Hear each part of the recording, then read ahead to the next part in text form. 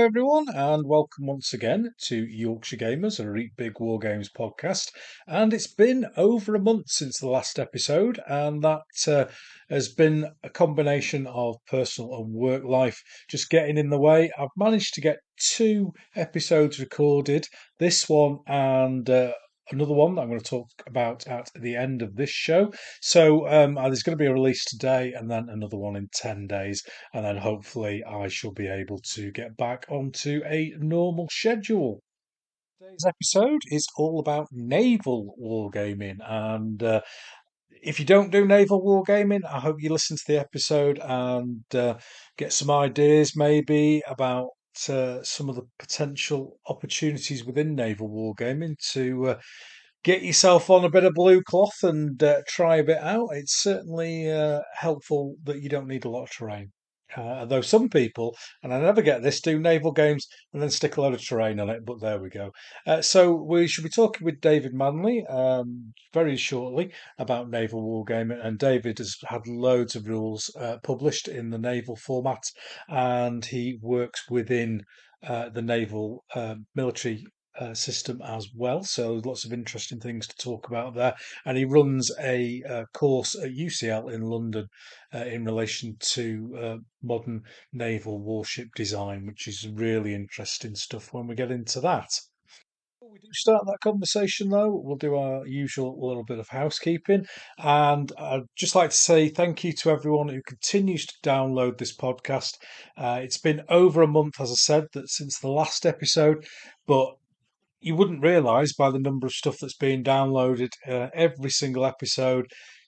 People are listening to it, going through the old stuff, and wherever you've came into the Yorkshire Gamer journey, as the kids say today, welcome. Thank you very much for listening. Thank you very much for spending the time. Whether you're painting, whatever you're doing, driving to work, it's great to have you on board with these conversations. And I hope that something in these chats, in these podcasts, sparks an idea in you and keeps you enthusiastic about the hobby. Listening to other wargaming podcasts, it certainly does for me. I love it listening to people talking about wargaming. It's, as my mate Sean Clark said, it's nerd radio, and long may it continue. Bit of sad news. One of my friends, David Parrott, sadly passed away on the 5th of August, and it was a bit of a surprise.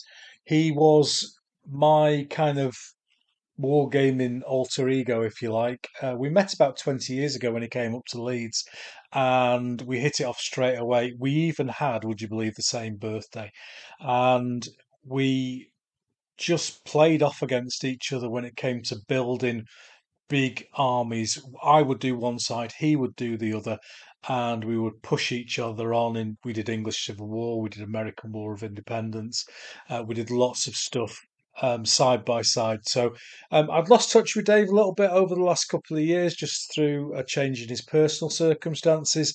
But it was still quite a shame and a big shock. We used to war game every week, either at my house or at his house, with a group of people, and it's very sad that we've lost him at such an early age. And Dave, bless him, left me all his wargaming stuff. So I went over to his house a couple of 3 weeks ago and picked up a load of books, a load of figures, a load of unpainted stuff, a load of paints, etc. The sort of stuff that us wargamers leave behind. And Dave, bless him, left all of that to me in his will. So I'm going to make good use of it. It sat on my living room floor for quite some time because I didn't really know what to do with it, and it was, quite difficult to go through it, but I managed to do it. And what I am going to do is I am going to ditch my Mentana game for the Fiasco that will come out probably next year now. But what I am going to do is I'm going to put a big AWI game on at Fiasco. I'm going to do the Battle of Germantown with Dave's Americans and with my British, and we're going to use British Grenadier, which was the rules that we played together with our collections. So look forward to that, and rest in peace, Dave. You are sadly missed, mate. Sadly missed. So we move on. and it's time for the interview. And sit back, get this in a cup of tea, couple of crumpets, bit of jam. Job's a good un, and listen to me and David Manley get all gooey-eyed about naval wargaming. Without further ado, here's the interview.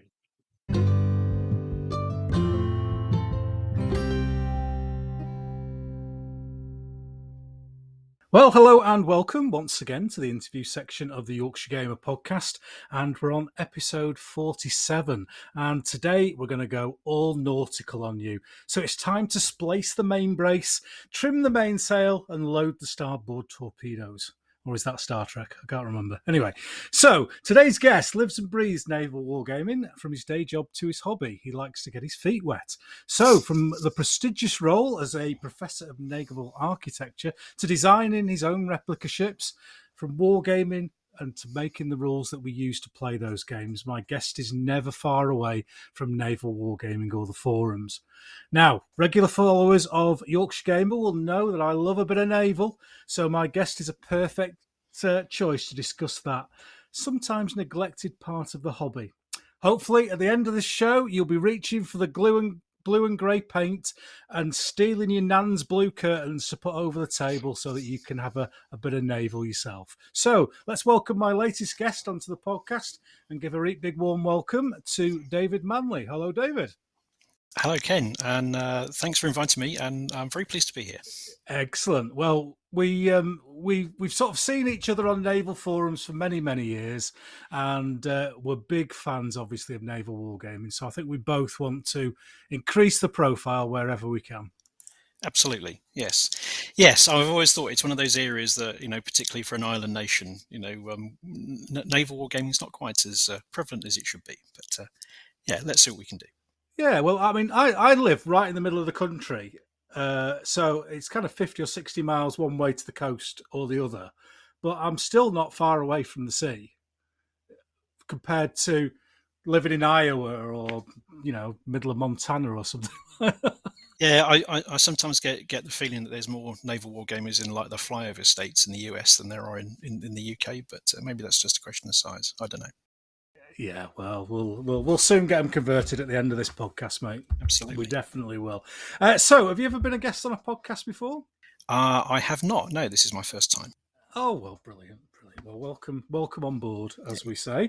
Now, the first thing that we do with all our guests is a thing that I call the 4-minute challenge, and that's just for you to attempt to summarise your wargaming history in 4 minutes. We're going to talk about all the different aspects of it during the course of the show. So if you don't get anything in, don't worry. We will get it in later on. But it's a nice little summary for our guests, and also it gives you a chance to get loosened up a bit and to get chatting. So I'm just looking for the clock on my... I should have prepared this, shouldn't I? Do I get a countdown timer? Yes, you do. There used to be one... which had the countdown music from Countdown, the Channel 4 TV program. And then at the end of it, it would do the diddly-do. Yep. And then it would come in, and Inspector Regan from the Sweeney would tell you to shut it. But unfortunately, my new and latest kit doesn't allow that to play while we're talking. So we have to go back to the old... time. Excellent. So I'll just imagine that there's a Carol Vorderman here, or whatever. Tell me when to shut up. No worries. Well, in your own time, David, starting now. Okay. Right. So I've been wargaming since I was probably around about sort of 5 or 6 years old. My brother was responsible for that. He kicked off my interest in the hobby with his very large collection of mainly Napoleonics. He did a lot of Airfix Napoleonics in 20mm. And so infected me with this horrendous bug called wargaming. Pretty soon got into naval because our father was in the Navy during the war. Started off on battleships and worked his way down to minesweepers and all sorts of things. So naval was one of those things I was always going to get into. And again, my brother had a nice collection of 1200th, the old Airfix 1/1200th ships. So I inherited those. Andrew moved on to model railways. He went on to the sensible side of the modelling hobby. Yeah. Building sort of big, fantastic layouts and things. I carried on with the wargaming, inherited all of his stuff. I was quite lucky that the school that I went to had a very active war games club, encouraged by the history teachers there. They thought it was great that we were we were doing a lot of research into whatever it was that we were playing, as well as role playing games and stuff like that. Because I used to be a big traveller role playing game player as well. Yeah. But big games at school. We during the holidays we'd take over the history classrooms for like 4 or 5 days or so. We put on massive games. Wow. Iran-Iraq games with like about 1,000 vehicles on the table, and massive Napoleonics, and like big air combat games, all sorts of things, and big naval games as well. Mm-hmm. So that was school. Moved on to university and just did a lot of mainly board war gaming. I suppose at that point, my miniatures gaming died out, and I sold off most of my stuff to my regret.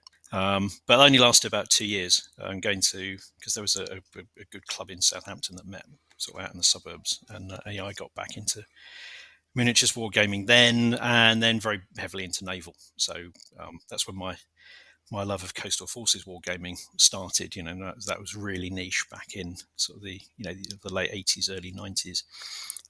But yeah, I just started amassing enormous fleets of just about anything that floated, and have continued ever since. Started writing my own rules when I got to the point of thinking, the rules that are out there are good and fine, but don't quite scratch the itch that I've got for a particular subjects and things. So I started writing my own, which ended up publishing my own in the end. Yeah, and then sort of more recently, I've started. Well, actually, when I say recently, probably about 10 years or so, sort of wargaming sort of more professionally. So we use wargaming at the university because you touched on, Professor of Naval Architecture. I train the young naval architects for the MOD and other navies and governments and places like that. And we use wargaming as a teaching aid. So a lot of them don't know how fleets work, how why warships do what they do. So we teach them through wargaming, and then we use wargaming as a design aid. They go through a ship design exercise, and then we use wargaming so they can learn how their ships work, and how many missiles do I need, and how survivable do I need it to be. So that's been quite a large part of my wargaming life for like the last 10 years or so, and I really can't read that. Ooh. Okay, 8 seconds. Well, I'll shut up then, and I'll talk about the rest of it later. Yes, you'll hear more about 3D printing will come later. No worries. Well, thank you very much for that, David. What a fantastic introduction, and we've got a little bit of an idea there about you as a wargamer, and we're going to delve into that during the course of the rest of the show. And you mentioned at the start there about your father serving in World War II in the Navy, and quite a few people who have had on the show have had relatives and parents who served in the war. So if you don't mind, just tell us a little bit about your dad's service. So he was an electrician. He joined up when he was quite young and started off on battleships. He had this interesting career where he started on big ships and worked his way down to small stuff. And, not disciplinary, I hope. No. Expertise. I mean, being an electrician, the place he ended up, right at the end of the war, just before the invasion of Japan, was on minesweepers. Because of their, a magnetic sweep gear.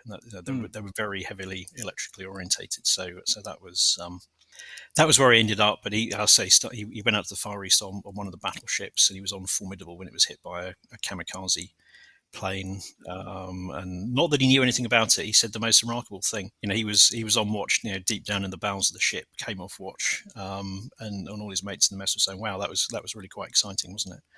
He's like, "What was?" We got hit by a kamikaze, and the thing bounced over the side, and they're one of those sweepers manual brooms things, as they just brushed the debris and then carried on flying. Yeah, so I mean, he never really talked very much about his time in the war. I mean, I read a lot of his little notebooks and seen his photographs of his trip out to the Far East and that. He never really talked about it, but I always got the feeling that when I started pushing model battleships and things around on the floor, because all my original wargaming was done on the lounge floor. Yeah, of course. Especially with ships and things. Yeah. Yeah, I thought. Yeah, I think hopefully he's kind of approving of that. So Yeah. Yeah. It's quite interesting you say that.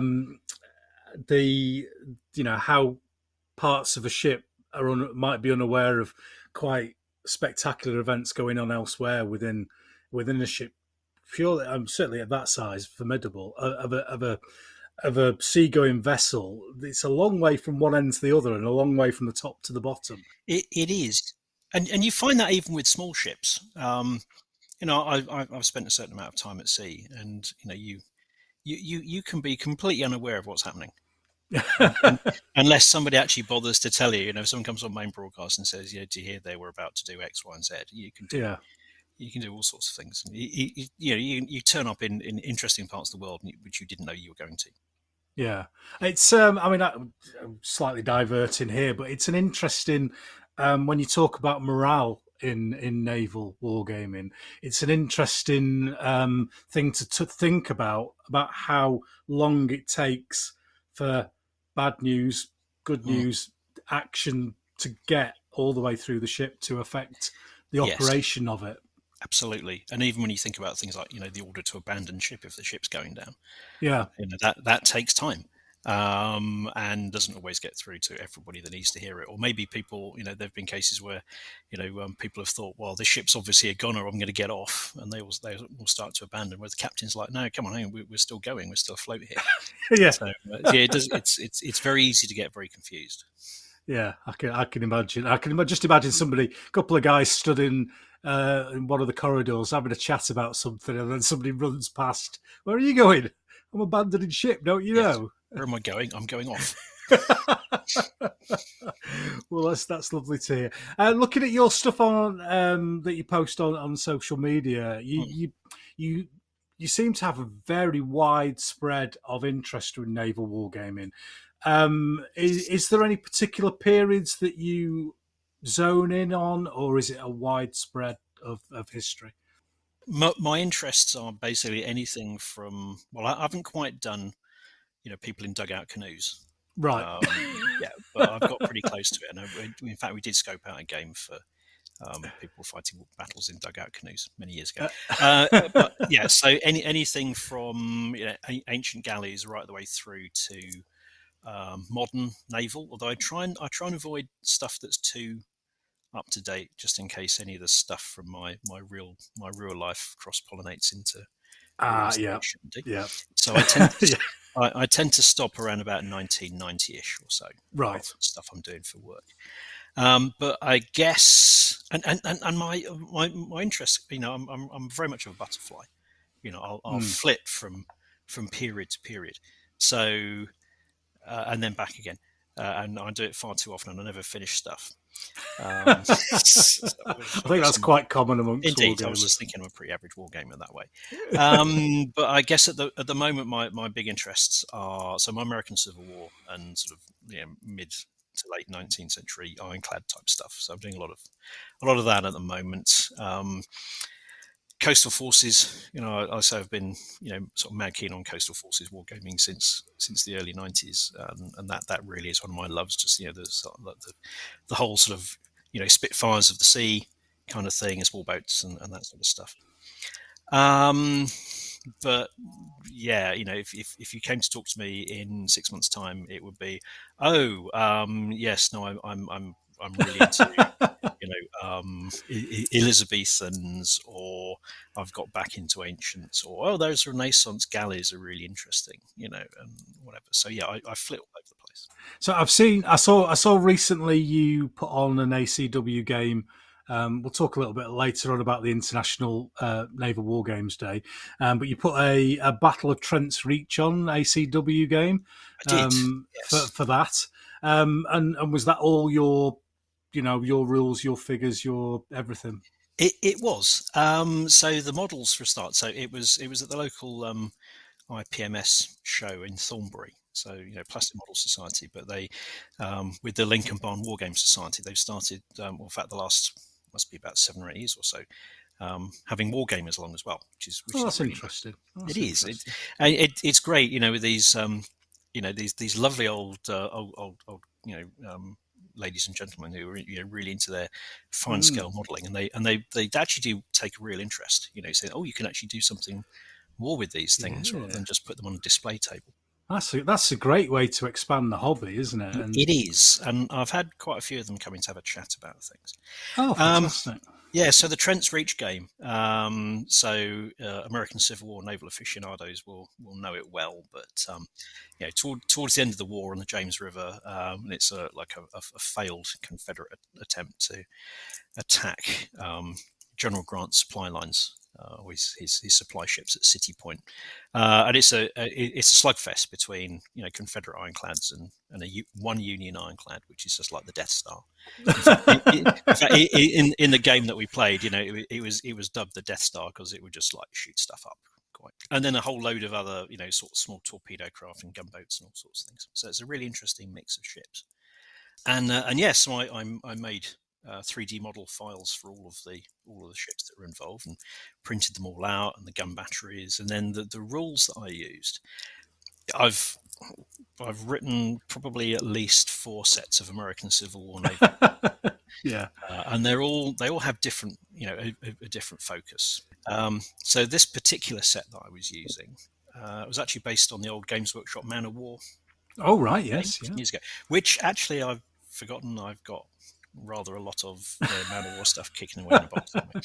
But it's a really fun little system, and you can pick it up very, very quickly. And there's just some really nice things about it. These sort of ship cards that you're crossing off damage and all this kind of stuff. So I played Man of War quite a lot. We actually did a pirate version, an Angel Sail version for the Naval Wargaming Society a few years ago that we took around to a few shows using those, this lovely Peter Pig model ships. And then I guess the next thing was, well, I'll move on to, an American Civil War version, which actually I wrote when I was sitting on the bridge of HMS Belfast when I was doing a sleepover. So, very good. if that's not completely anchor-faced, I don't know what is. But yeah, so it's just a very, very quick, simple set of rules, and you can, well, if we hadn't been spending most of our time chatting, you could play through the game in about an hour or so, which is kind of my target for games at shows. And I always kind of see the ACW as kind of like a wacky races of wargaming, because everything seems to be different and not quite. You kind of look at the design and go, "Hang on a minute, have you been to the pub?" Yeah.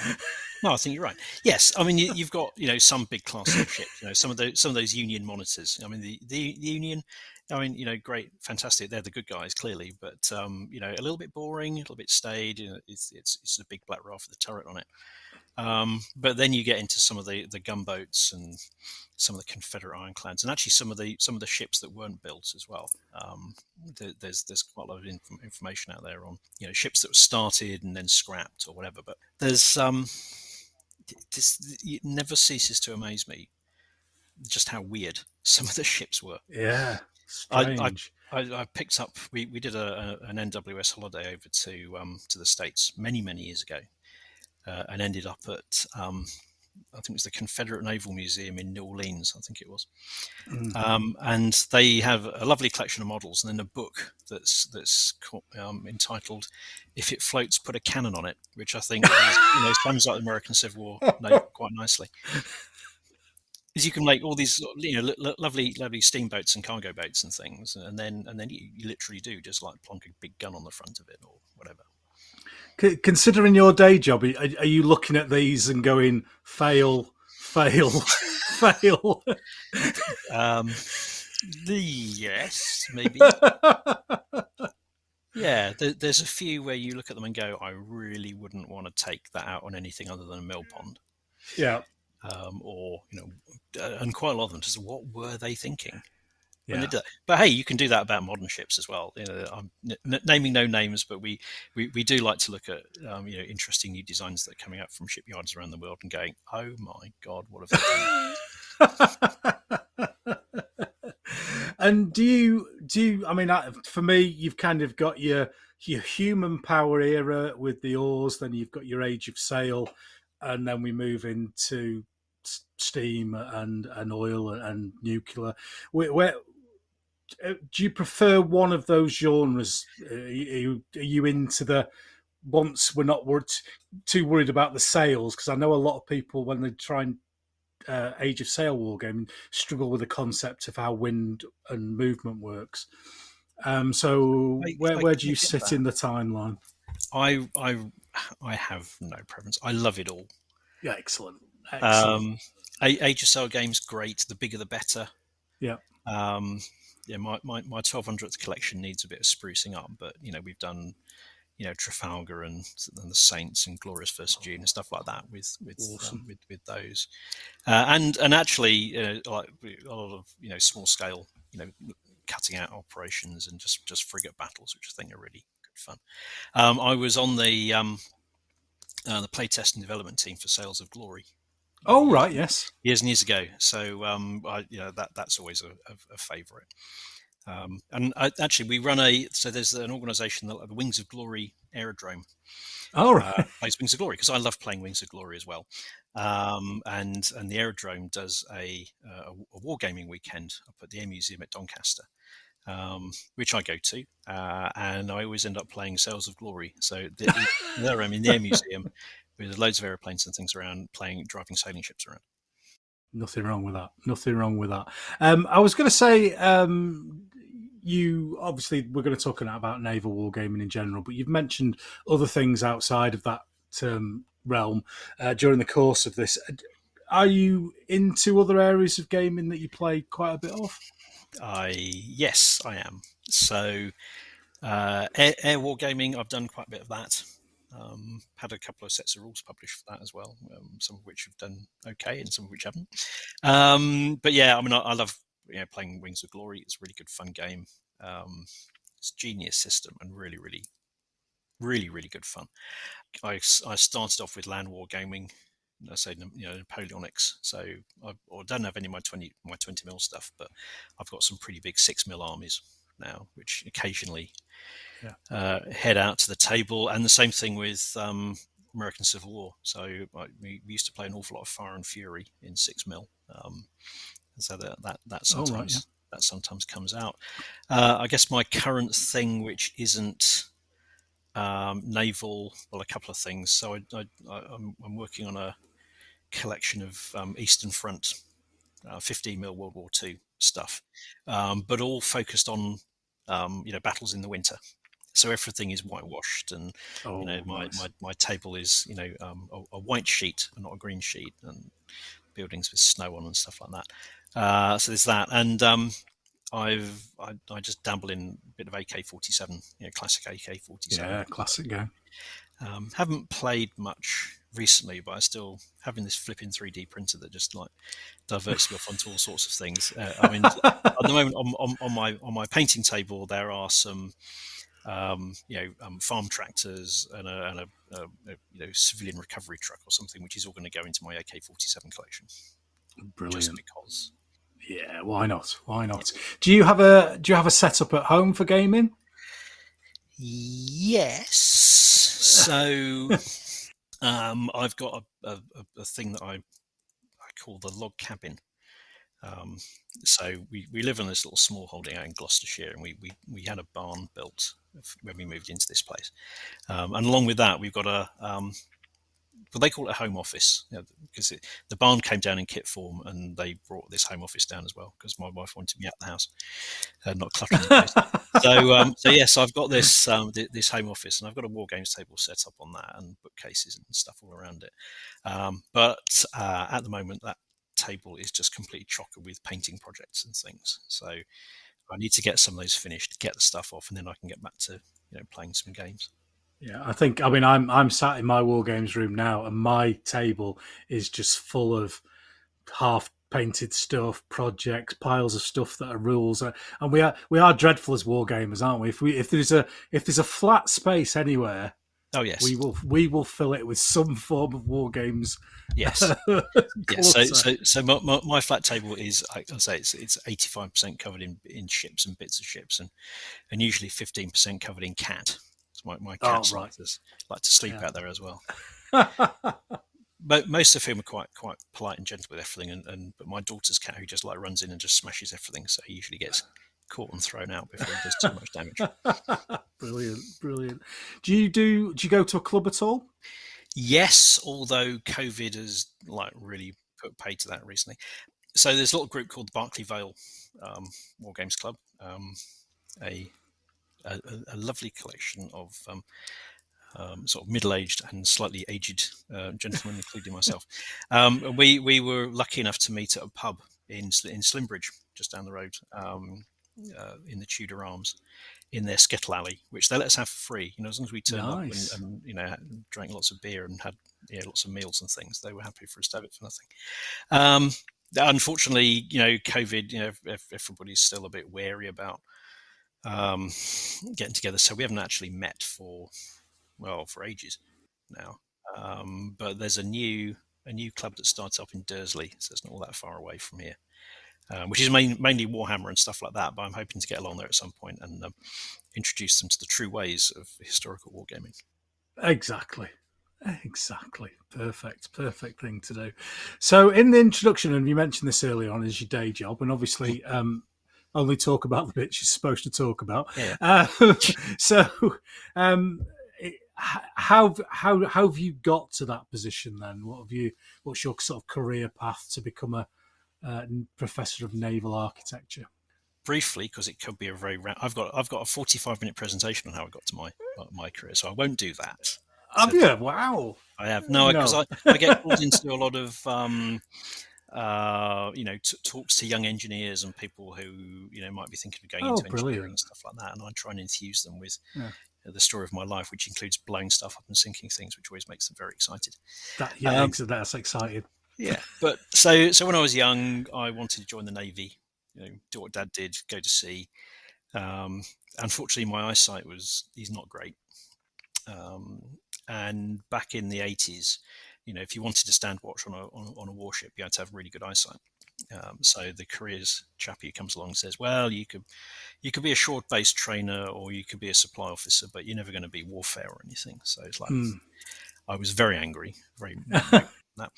But my biology teacher, of all people, who was also my tutor at school, said, well, if you can't sail them around, why don't you design them?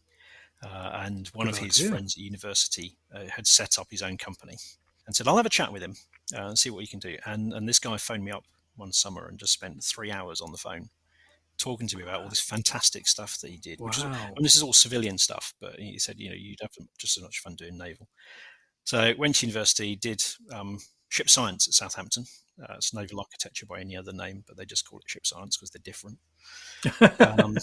And then went straight into the mod and did a variety of jobs, all sort of naval architecture based. So looking after frigates, submarines. Did a few years as a submarine naval architect. And then I went into survivability, which is all about designing ships and their systems so that they're resistant to damage. We love our Americanisms. The ship you'll take a licking but keeps on ticking and all that kind of stuff. Which is a thankless task because nobody wants to do it because it's expensive and or whatever. So we sit there like Jiminy Cricket on their shoulders and go, do you really want to do that? There might be better ways of doing things. And so spending 20 years becoming like an international expert in that.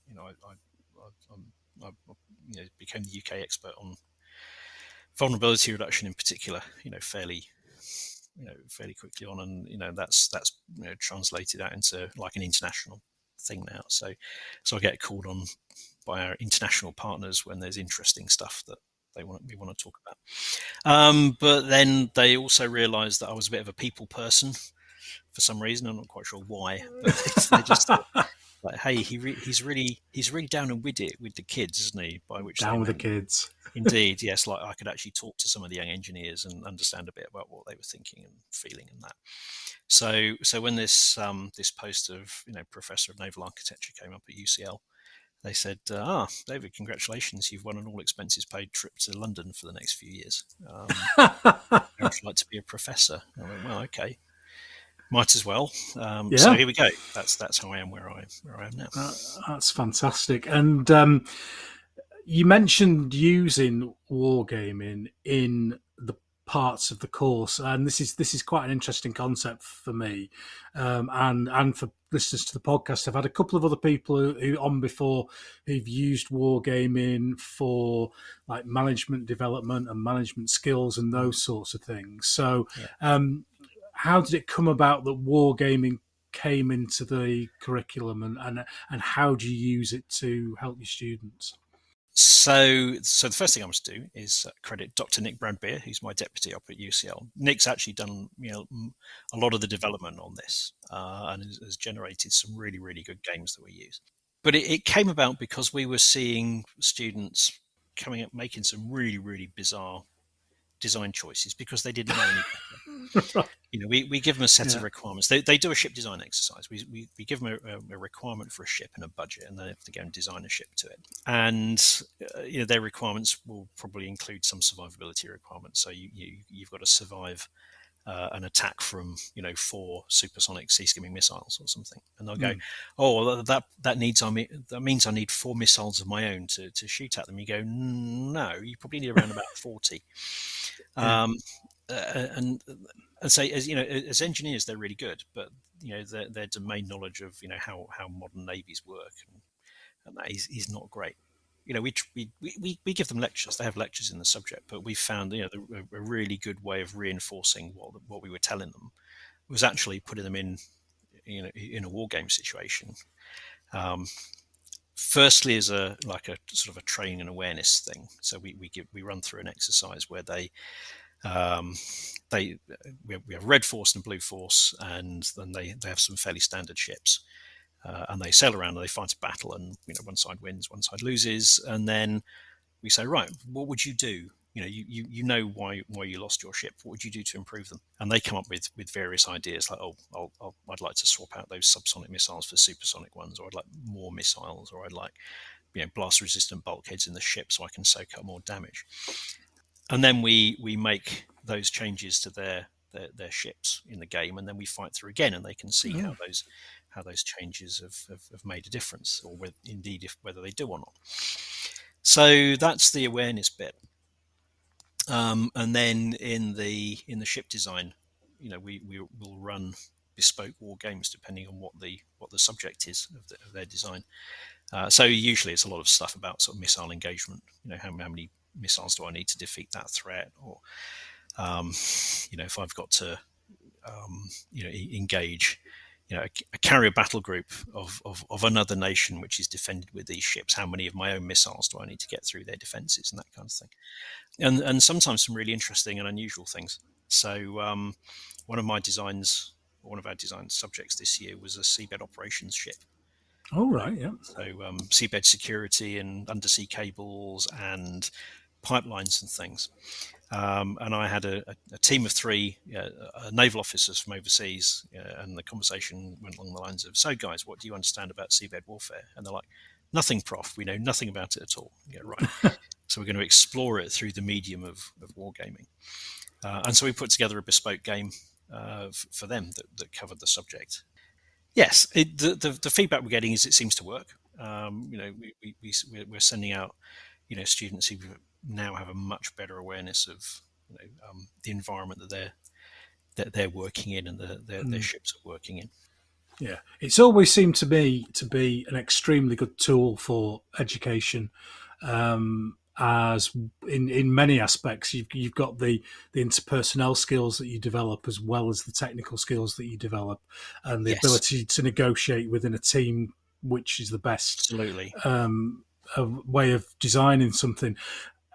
Has there been a reluctance with it being seen as a game, or because they've got no sort of prior knowledge do they not have that package that they bring or baggage that they bring with them? Not within the students. I mean, we get a bit of like, what's this all about kind of thing. They're a bit uncertain, but a lot of them, have come to university having played, computer games, computer war games, or board games and things. Yeah. So most of them take to it very quickly. Or when you get into the wider realms of professional wargaming, especially with like more senior people, you do get a feeling of no, this is just a game. In fact, we one of the things that we've been doing, we've been spinning out our games at the university into actual, into the real world. So we did a game recently, involving NATO. And it was all about anti-submarine warfare, and one of the it was an anti-submarine warfare expert from a particular nation turned up, and he was very anti the whole thing. Like, well, it's just a game, isn't it? I don't see how you can simulate this in a game. This is all a complete waste of time. And 7 hours later, he's like, "This is fantastic. He's shown all the really important things I was hoping he was going to bring out. No, we should be doing this, And now we're looking at flowing this out into even more places. So yeah, yes, you do get a lot of resistance in some quarters, but I'm hoping that as long as the game that you present to them, and that, even better if you actually get them playing it. It wins them over. Yeah, well, George Nafziger, who was an American writer, had done a lot of work with the American Army on their sort of wargaming system, if you like, and he was saying, it's you can't practice the real thing without the real thing. So yes. Sometimes you have to do a game, in inverted commas, a simulation, if you prefer, to get that level of experience and that level of quick decision making that would be required if, heaven forbid, it all went wrong. Yes, indeed. We find it really useful in concept development. People have got a good idea about how we might tackle a particular problem, and you can do a bog sat, a bunch of guys sitting around a table, talking about how this thing might work, but there's no real substitute for trying it. And you can either spend like £10 million building a prototype or something, or you can think about how does that translate into a game, and then let's sit down and play it. And we've come up with some really, really valuable insights into real world situations just by doing that. And is there a kind of a universal set of rules that are involved, or are they developed for each particular scenario, if you like? No.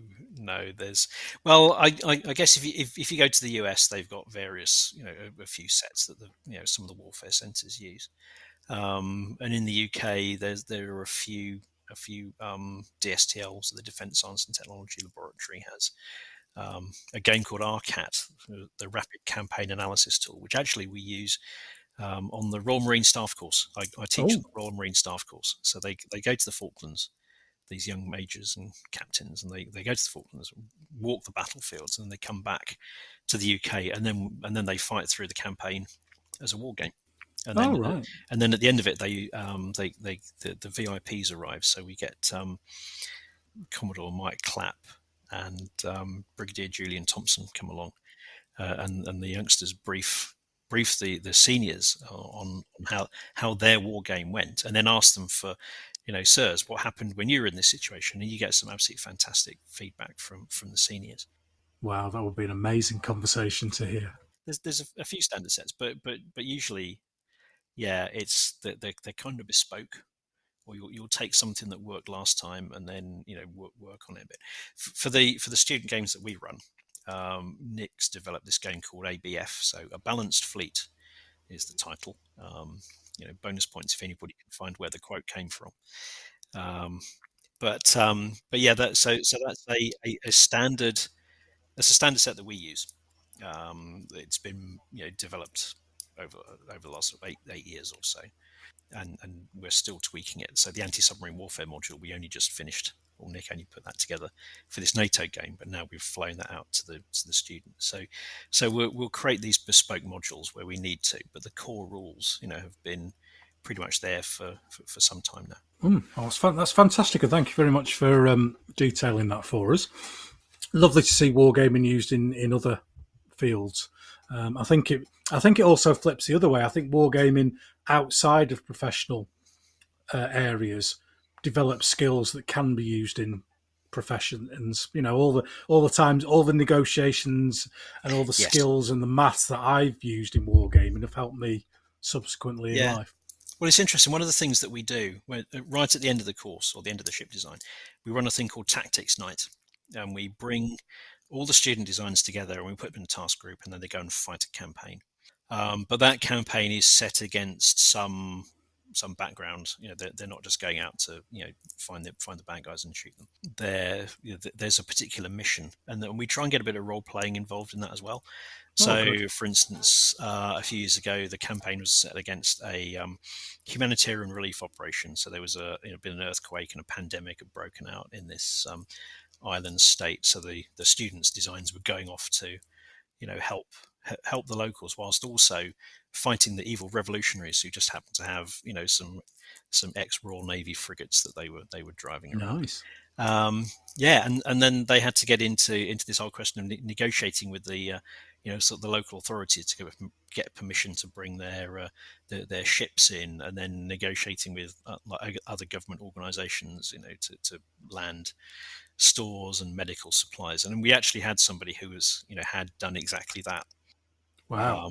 In Africa a few years before, and she was there, as the local expert. But yeah, they got into a lot of role play negotiations and discovered that some of them weren't quite as good at negotiating as they hoped they would. Hilarity ensued. Oh, fantastic! Absolutely fantastic. That's what I like to hear. The final part of this first section is something we call the Venn diagram of wargaming, and just to get a view from each of my guests on how they sit in this particular set of sets, if you like. Remember them from school, David, with the overlapping areas? Oh, yes. Excellent. You can't beat a good Venn diagram. Oh, exactly. So the four I've chosen are wargamer, painter, collector, and historian. So how do you find those four fitting together for yourself? I would say slap bang in the middle. Oh. So... yes, no, I cover all those bases. I have to do a lot of historical research for to be able to write the rules that I do, especially as I seem to have a thing about finding the most outlandish and obscure subjects for games. There's not that many people wargame the Cod War. No, or the War of the Triple Alliance on the rivers of Paraguay and that kind of thing. Yeah. Painting, I probably spend more time painting these days than doing a lot of other things, mainly because I print far too much stuff with this bloody 3D printer, which I then have to paint, which gets busy. So what was that? That was historian. What were the other two? So historian, wargamer, painter, collector was the next one. Yeah, collector. Oh, yes. But if you looked in my log campaign, you would see that I don't think collector is the right word. I think hoarder is the right word. There's just like boxes and boxes and boxes of stuff, mostly shit. Books as well. My library. In fact, my library collapsed on me the other day. I hadn't been particularly good at securing some of the bookcases to the wall as I should have been. And next thing I knew, like a copy of Jane's hit me on the head and toppled me off my painting table, and as all the rest of the books like flew all over the place. So yes, far too many books which I have collected or hoarded. And what was the last one? Wargamer, I think, is the one that we haven't done. Yeah, I think I'm pretty busy on the wargaming front. So yes. Venn diagram wise, I think I would be slap bang in the middle of that. Do you think? I mean, we'll talk quite a lot of detail about naval wargaming later on, but the collector thing, I think, is particularly bad. So bad. Let's put bad in inverted commas. So for naval wargamers, because all the naval wargamers I know will go, oh, there was 11 tribal class destroyers. I've got to have all of them. Or 9 H class. I need all of those. Yeah. So I'm not quite that bad. Okay. I do know an American wargamer who has got all 175 Fletcher class destroyers Wow. in 1200s. And quite why he's done that, I don't know. So I'll collect what I need. If I'm doing if I'm going to play a campaign, I'll research what the ships and aircraft that are involved in that, and then I'll get those. Or just maybe a few others. I don't get massively overexcited about having to have every county class cruiser. Although thinking about it, in my 300th collection, I probably have got every county class cruiser because they're all different. There's a little variations and things. And just at the moment, so my 3D printer is printing as we speak. 7 Danish coastal defense monitors from the 1870s. Oh wow! That I created the model of last week. I don't need 7, but there were 7, and I can fit all 7 of them on the build plate of the printer. So I'm going to have 7. Yeah. I think it's a sub disease that most naval wargamers have. That if there are X number in the class, the chances of you getting X are quite high, I would suggest. Yeah. Now that you mention it, yes, you're probably quite right. I'm guilty of it. So I can't say anything. I do it all the time, even with the 1/700 stuff I'm doing at the moment. I've got that many tribals. I may as well get. Well, yes. And I've noticed how well those are going. So there's some particularly spectacular models that you're working up there, and I look forward to your massive fleets appearing on Facebook in the future. Yes, thank you. You did a 1/700 scale Norwegian ship for me for Narvik, which unfortunately I've not had a chance to get printed yet because I've been so busy at work. I've not been to the club to get my mate to do it. But thank you very much for that, and I should be getting one done and painted for you as a result. So yes, Narvik. Yes. What a display game that's going to be. It's going to be bloody massive. Fantastic. Yes, it will. You'll need many, many large tables to do it. But yes, I mean the place is spectacular. We had a NATO meeting up in Narvik a few years ago, and oh my gosh, the scenery is just awesome. So yes, it'll be fantastic to see how your game turns out. You'll have to let me know where it is. I'll come along. Yeah, I'll if I get it when I get it up and running, I'll do a tour and I will come to Yeovilton, which we'll talk about later on. But I'll take it round a few places when I get it up and running. So that's the end of the first section, David. We'll take a very short break and then we should be back shortly for part 2.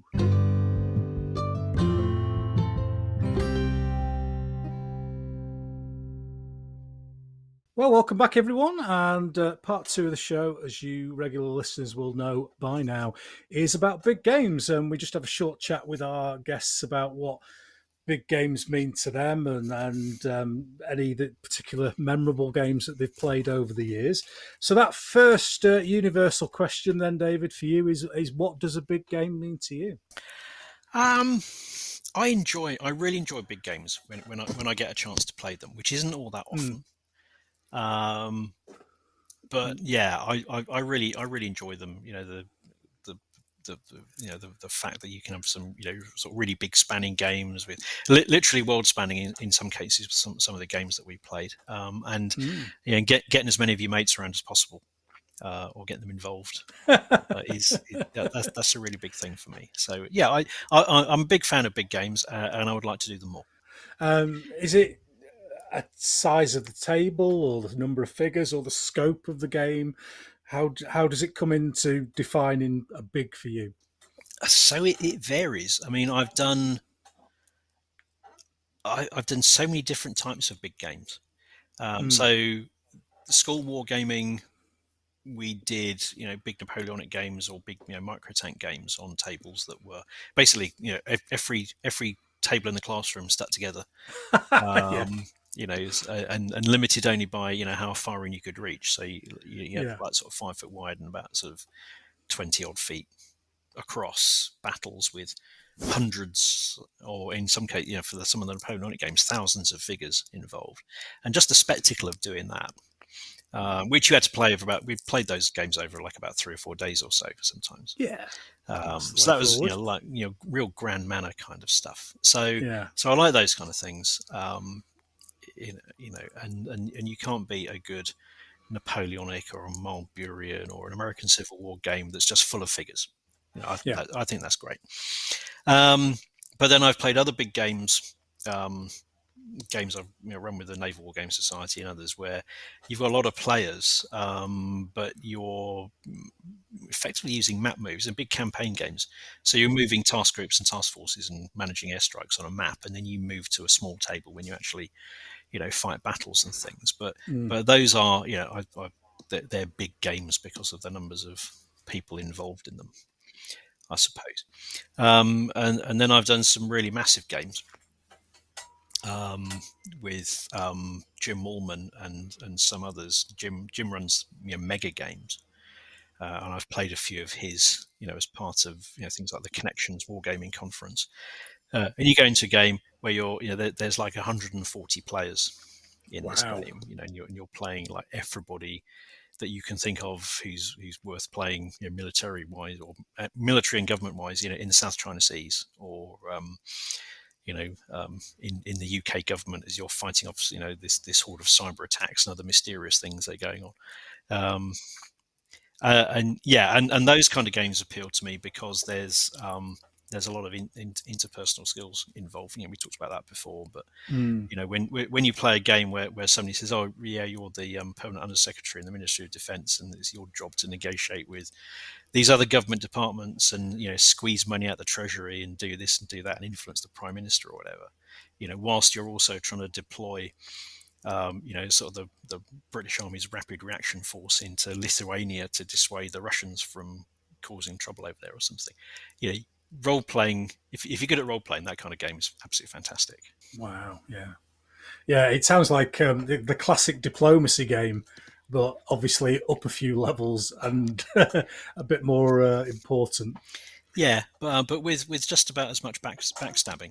That was always the problem with that game, wasn't it? Was. You'd have a game of diplomacy with your best mates, and then you didn't speak to each other for a few weeks afterwards. Yeah. That still happens. Still play diplomacy every now and again, and it usually ends up in a fight. But hey ho. Yeah, it's one of the side problems of diplomacy. Do you have a group of people that you go back to for games?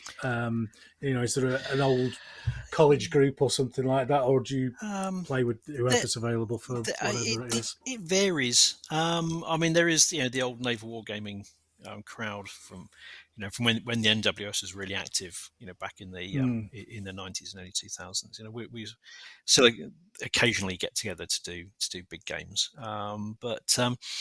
Just life has really sort of worked against doing my own big games just recently, other than some of these sort of wargaming conference games and things that I've done, which is a shame because I really would like to do them. And now that you've mentioned big games and stuff, I'm sitting here thinking, well, yeah, maybe I could do something. Were you involved? I can't remember who it was who mentioned it to me, but there was a big game on the deck of the Belfast, HMS Belfast. Were you involved in that one? I was, yes. Do tell. So this was the 60th anniversary of the Battle of North Cape. So you can't do it exactly on the anniversary because that was December 26th and people have got other things to do on Boxing Day. Yeah. But we did do it in the week between Christmas and New Year, and we did do it in the ship's company dining hall on HMS Belfast. Wow. 1/600 scale models. I spent literally 6 months, working up all these ships, so some of them are dead easy to do. Yes, you can do well. Actually, Scharnhorst wasn't that easy, so you had to find the old Revel kit of that, which is not quite the right scale, but it's good enough. And Belfast was easy because you just get the Airfix kit. And then you're into things like Sheffield and Jamaica, and Norfolk. So again, Airfix kit conversions, but you end up taking an old Airfix Tiger cruiser, and then having to graft all the bits of Belfast on top of it, and the destroyers and things as well. I mean, actually, we got really good support from Skytrax in that. So this was the time when Skytrax were pushing their 1/600th range, and they did a very nice model of HMS Kelly, the sort of JKN class destroyers. So Nick Hewitt from the museum, basically wrote to Skytrax and said, "Hey, we're doing this game. It'd be really useful if we had a whole load of these destroyers that we could use and also convert into these other types as well." And they sent us a box full for free, which was fantastic. So I was busy converting those into sort of L&M class destroyers and stuff like that to get the right ones. So all the ships that we needed, we managed to put together, and we had all the German destroyers as well, and then ran it as a campaign game. So we didn't sort of slavishly stick to the historical narrative. We started off with in the right sort of starting positions, and then the players were really free to do what they want. But it ended up with a battle that looked pretty much the same as the historical. So we did it on board the ship, and they had their own anniversary events that were going on. So there were lots of things going on, visitors and veterans from the battle turned up. Oh, fantastic! 3 in particular, stick in my mind. There was one who was at the battle. He was the turret captain in B turret on HMS Norfolk, and he was looking at the game at exactly the point where B turret on HMS Norfolk in the game was hit by an 11-inch shell from the Scharnhorst, and he looked at it, he went, "Oh dear, I appear to be dead." So I thought, "Oh, that was nice."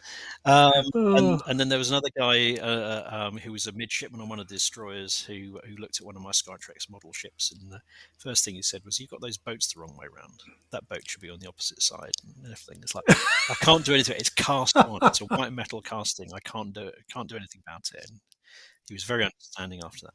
And then the most amazing one was one of the German survivors.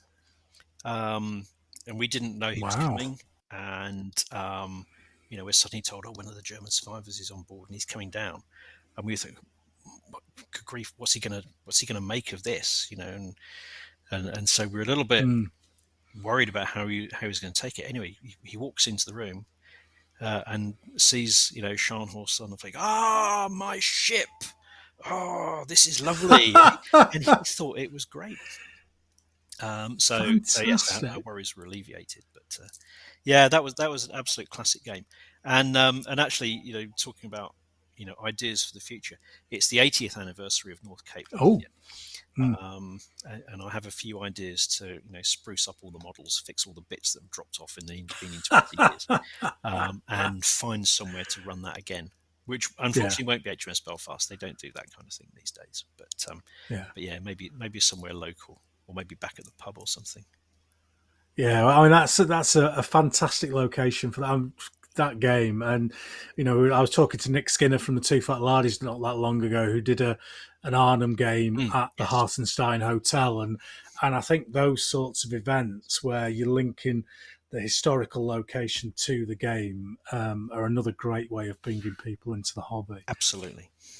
Yeah, we need to come up with some more. I'll think of something. We need to blag the right people, don't we, to get into the right places. It's the trouble with naval games. You need to get a ferry and go out into the middle of the North Atlantic or something to play a game. But you really want to do that. True. And was that played on the floor, or did you have a table? How did you do it? I mean, the museum was fantastic. They cleared everything out of this dining room, and then they carpeted it. They especially for the event, they got this blue carpet, to make it look good, and also to save our knees, because everybody was kneeling down on the floor all the time. Yeah, gets harder as you get older. That sort of game, I have to say.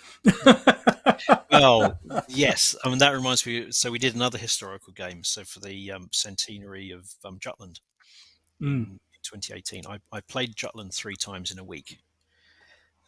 Which is so my own private game. Then we did a game with the Naval Reserve down at HMS Flying Fox down in Bristol, and then we did a game at the National Museum of the Royal Navy in Portsmouth. and for that game, we had the services of sea cadets. Oh, So, excellent.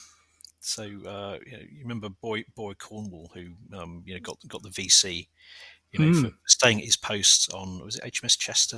Chester, it was. Yeah. Yes, Yeah. yeah. So there's a sea cadet unit which is sort of affiliated in his honour, and a whole load of sea cadets came along from that unit.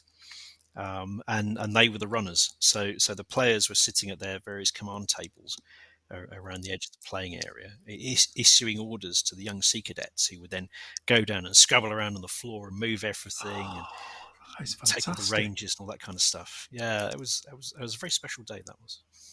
Yeah, brilliant. Fantastic. Yeah, I did Jutland as well, and played it quite a few times during the course of the year. All the ships are still under there somewhere. Well, yes, and yeah. your collection is legendary. It's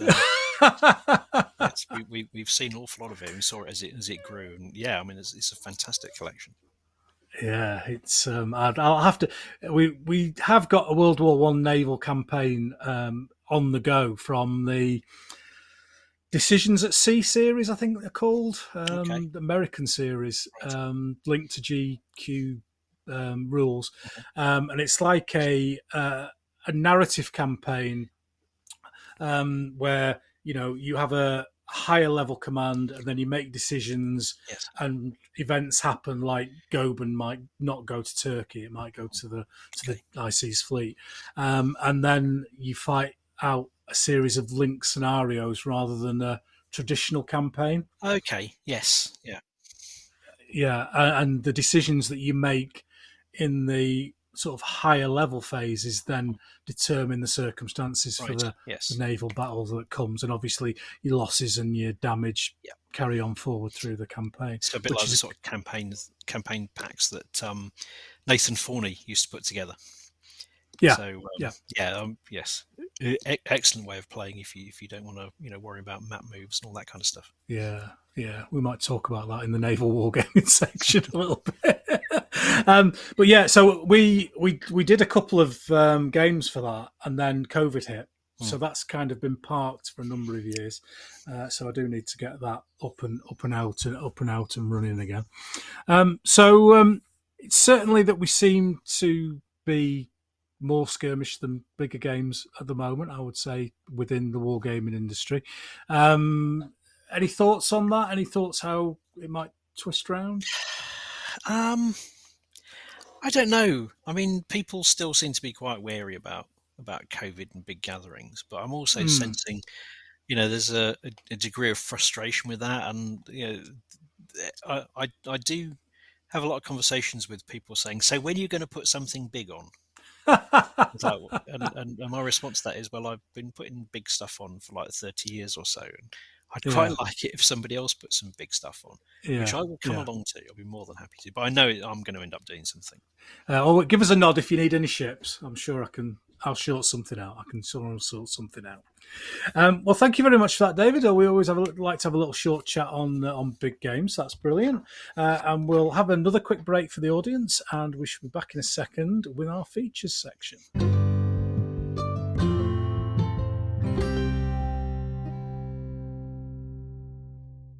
And it's part 3, and it's the features section of Yorkshire Gamer. Once started with a quiz and then expanded like my waistline into a features section. So the first part is the world famous Yorkshire Gamer quiz, and let's not forget that this is how Yorkshire Gamer you are, not how good a gamer you are.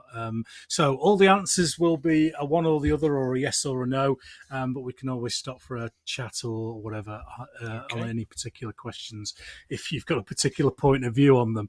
So are you ready to go, David? I am ready to go. Let's go. He's having a quick drink before he starts. Yes. Right, question 1, go big or go home? Oh, big. I think. It's in the name of the podcast. Absolutely. Good answer. Question 2, contrast paints, are they great or are they a gimmick?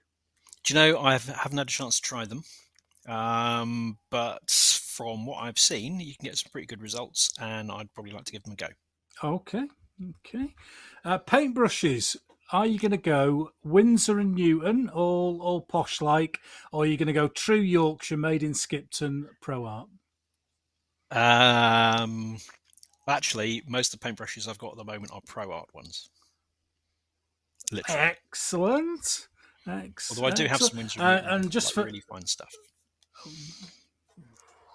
Just for regular listeners, I will be at the Pro Art Factory next week, recording in process for the next edition of the podcast. Looking forward to that one. I used to work over the road from it and never went in, and now I'm going back, and so yeah, looking forward to it. Well, now that I know that, I'll be even using this stuff even more. Oh, brilliant. Yeah, good lads. Made in Skipton. Fantastic. So, 96 figures, would you consider that to be an army or a pike block? That would be a skirmish army for me. A skirmish army. Skirmish army. Yeah. Question 5, 6x4 table. Would you consider that a big game or a small game? I would consider that pretty much the only game I can play at the moment. So I would say that I would say that's a small game, but that's my regular game. But I would like to do much bigger ones. Would you prefer a points-based army or an historical order of battle? Historical order of battle. I don't like point systems. I don't know many people who do. I'm on episode 47, and none of my guests, well, a couple of like points-based systems, but rules writers I've spoken to have said, "Oh, you've got to have points in your rules, or else people don't gravitate towards them." Maybe that's why people don't gravitate towards my rules, because I don't include point systems. Well, I have on a few, but only because people have pestered me so much and said you've got to have one. Are they the ones that sold really well? Probably. I don't know. In fact, there was one where I said, I'm not going to do it. I'm not going to have a point system. And this guy wrote to me and said, I've written a point system for you. Please use this point system. I'm like, no, I'm not going to. Yeah. I hate them. even though when I was at school, we used to play, WRG Moderns, and it was like, how many thousands of points we're going to have, and we were all like concocting, sort of the best armies we could using Bruce Ray Taylor's army lists and stuff like that. But these days, no, don't like. Good old Bruce. Yeah, good old Bruce. There's a legend. Days. There's a legend. Question 7. Mixing your paints, would you go for a wet palette or an old bit of MDF? I actually go for drinks caps. Caps off soft drinks bottles and things. Oh, that's what I use. What did you use the upside down and use the? Yeah. And usually Tesco's fruit juice ones actually I find best, because or milk bottles, because they're wider. So you can't use the old the little sort of what size are they? Sort of plastic Coke bottles and things, because the cap is too deep. But yeah, the wider ones for milk bottles. That's what I use. Well, I like that. That's a good answer. Unique answer. Okay, very good. Undercoating figures. Do you go black or white? Usually white. Usually white. Yeah, a Corax white from Games Workshop. Oh, very good. That's my usual one. Hot drink. Would you go for? No, there's no regional bias here, obviously. Okay. Would you go for Yorkshire tea or dirty mucky coffee? At the moment, I'm very faddy. I go in and out, but at the moment it's tea. Definitely tea. Oh, brilliant! In fact, I've got a big box of Yorkshire tea on my desk in the office at UCL. Oh, fantastic! Grown in the tea fields of Barnsley. Absolutely, oh, fantastic. Question 10. War games units, if it's historically accurate, do you like them tightly packed or socially distanced? Depends what it is. Because I'm more sort of skirmishy at the moment than socially distanced. But like I said, you can't beat a good pike block. Oh, my favourite. Love a pike block. Love a pike block. So, question 11. 2-hour club game or a weekend monster game? Would like to do weekend monster game. Usually end up playing 2-hour club game. Yeah, the time your time has been taken up with other things, as we spoke about before. Now, are you? You did say where you were. You're down towards the south of England, aren't you? Yeah, just south of Gloucester. Yeah. So interesting where you go with this one. Okay. Avocado, are they just posh mushy peas? Yes, they are. Can't stand them. Oh. Because Can't beat a nice tub it's of fluctuating mushy now. peas. It's fluctuating now, but there used to be an avocado line somewhere around Northampton. Yeah, but I'm having Wow. Okay. I'm having people from the south of that now saying that avocado is mushy peas, and then I've had one person from the north say, "Oh, I love avocado." Yeah, the avocado line, the Northampton avocado line. There's an interesting idea for a war game. Yeah. Yeah. Nick Skinner from the Two Fat Lardies is responsible for that. I'm blaming him. So that's what we'll keep going. The next question, David, is a universal question that has been answered the same by everyone. Ooh, okay. So there's no pressure on you to get this right, or no pressure whatsoever. So this is round dice, spherical dice. Oof. Are you aware of the concept? I have seen them, yes. Seen them. Are they allowed or banned on your table? No, they're just not a thing. Yes, 47. Excellent. Kept the record going there. Banned. I remember one of my friends did have, the 100-sided spherical dice, with the little facets on it. And we spent more time trying to figure out what the numbers were than actually playing the game. It's the most ridiculous thing I've ever seen. Yeah, I think it's a universal hatred within the war games community. We can fight about scales and ground scales and periods and rule sets, but when it comes to round dice, it's a universal truth. Same page. Yes. Yeah, exactly. It certainly is. If you're going down the fish and chip shop, would you have haddock or cod? Usually cod, but haddock if I'm feeling a bit posh. Excellent. Oh, very good. Very good. Question 15. Do you love a good table and a set of rules? Sorry, do I love a good table or a set casualty of rules? table or an armor penetration? In a set of rules. Yeah. So I see, in a set of rules. Like a casualty table. Yeah, sometimes. I mean, I was a big fan of the armor penetration tables and the WRG rules. I thought they were great. Used to love working my way around that. Yes. I think it's an engineer thing. Yeah, my own rules I tend not to. I just have modifiers and a results table or something. I don't have the vast multi-dimensional tables that some games do. But yeah, if somebody else has put the effort in to make a nice table, I really appreciate that. Yeah, let them do the work. Absolutely. Like that. Question 16. 28mm is king, yes or no? No. 1/1200th, clearly. Clearly. Yes. Or 15mm. Most of my land-based stuff is 15mm, which I love. There's 15s. Yeah. Unpainted miniatures, are they allowed on the table, yes or no? Not of mine. I will occasionally grudgingly let a visitor bring their unpainted stuff if they're well behaved. But my own stuff, if it's not painted, it's not going on. That's what we like to see. Have you any interest at all in football, David? Only a passing interest, and which I have to have because of my children. It's because this next question is football related, and that's Bradford City, who I support, or Leeds United, who I don't. Oh, good grief! I don't know.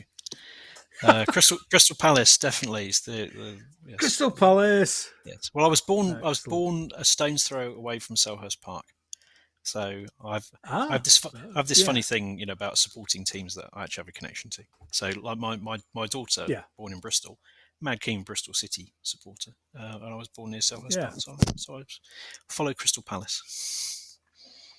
Excellent.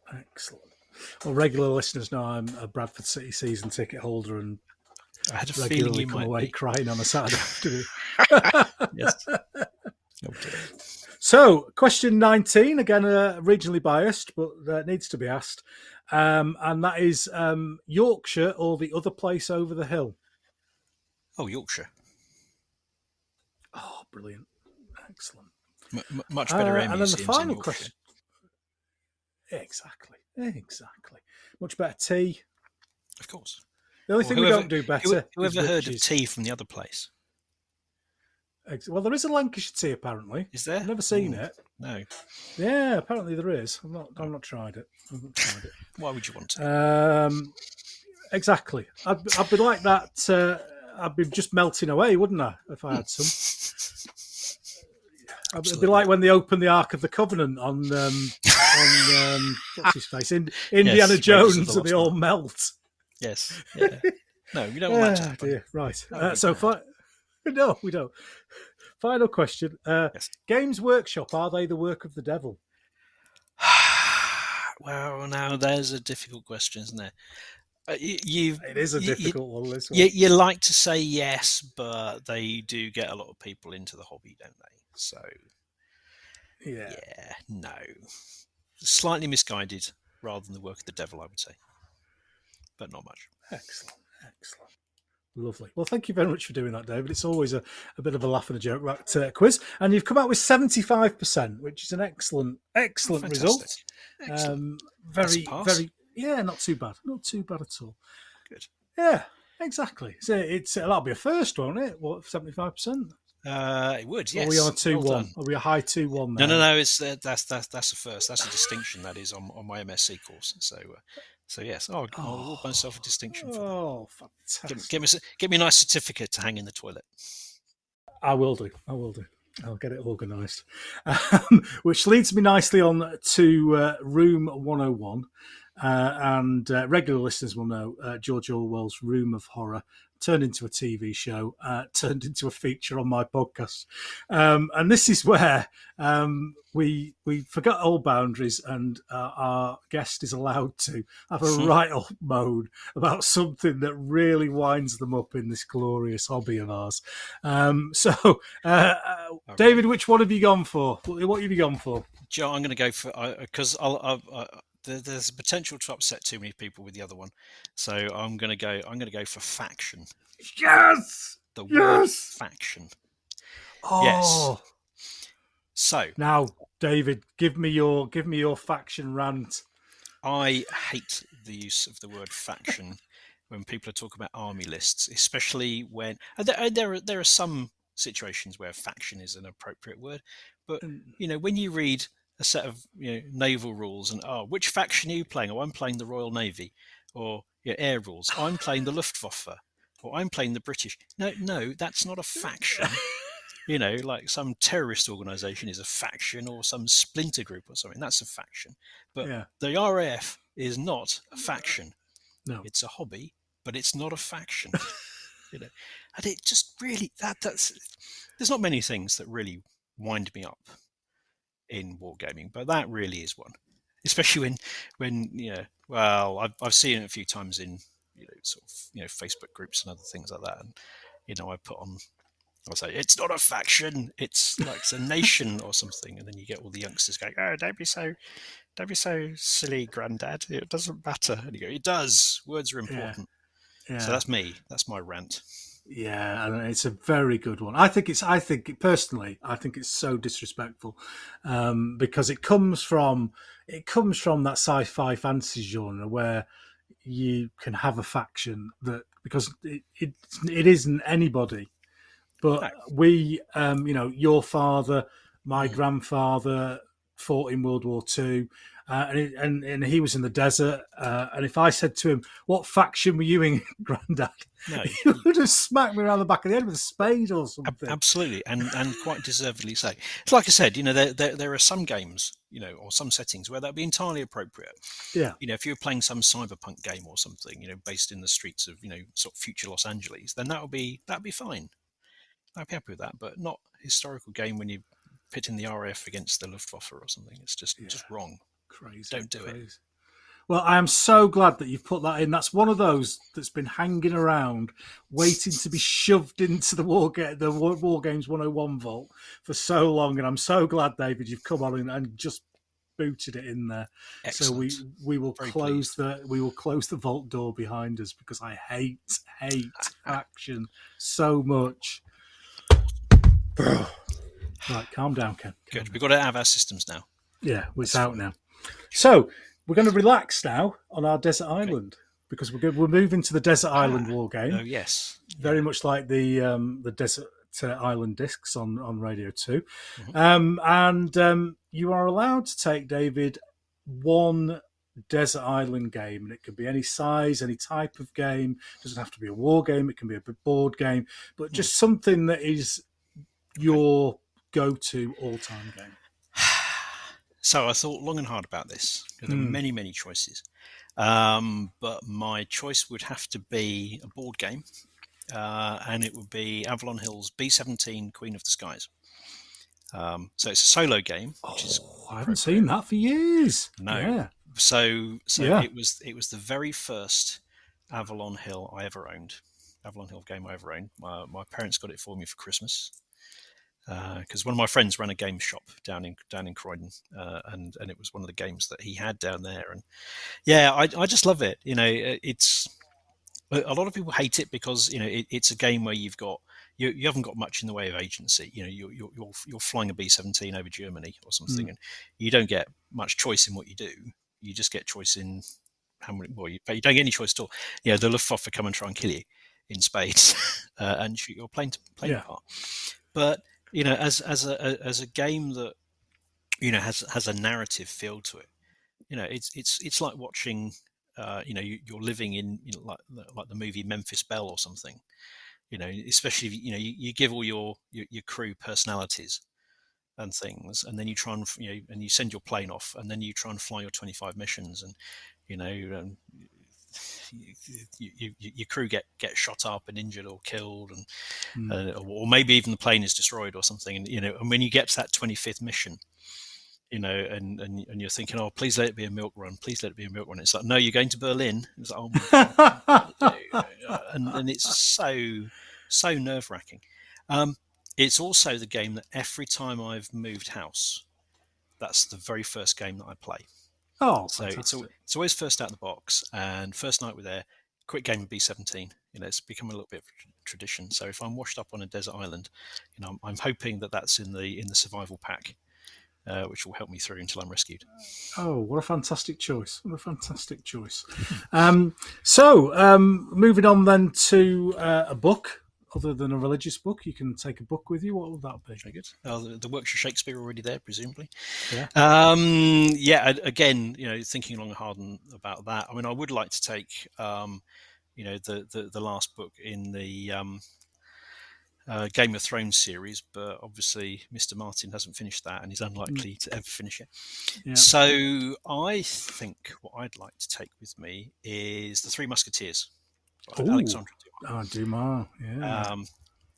Years ago, we went on holiday. We stayed at a little farm cottage, and there was a copy of it. A little old edition. A lovely kind of old book smell to it. And I read it over that holiday. I read half of it because we were busy doing other stuff. But I just really enjoyed it. Lovely story. It's so tongue-in-cheek most of the time, and I can go back and read it time and time again. And whenever I'm reading it, I just think of those, the films from the 70s, with Oliver Reed and the others. Richard Chamberlain, Michael York, and I can't remember the other guy. And of course Charlton Heston, as the best Cardinal Richelieu ever. Yes. So I'm really hoping that Martin Goddard's going to do a little 15mm Cardinal Richelieu with his he's recently done Musketeers, because that'd be awesome. But I can just imagine those characters when I'm reading the book. I think it's fantastic. So I'll take that one with me.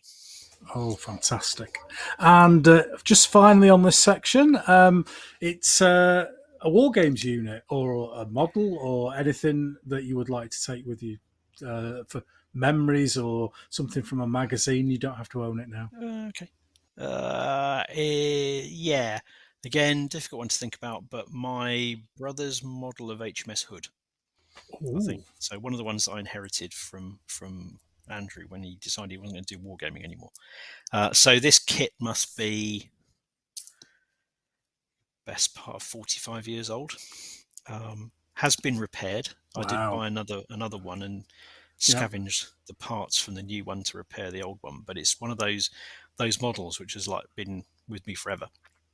I mean, interesting thing when so my dad had a couple of stepbrothers, and they were both gunners. And one of them was a gunner on the Hood. I mean, he transferred off the ship before Denmark Strait, but there's a little bit of Wow. a slight Yeah. family connection to HMS Hood. So yeah, it's always had a special place for me. And was that the Airfix kit, the one Yeah, 600 it's the scale? the one Yeah. 1200th one, so the small. Ah, Yeah, right. Yeah. he had quite a good 1200th collection. Oh, fantastic. Yeah. Yeah, that's a great choice. A great choice. Okay.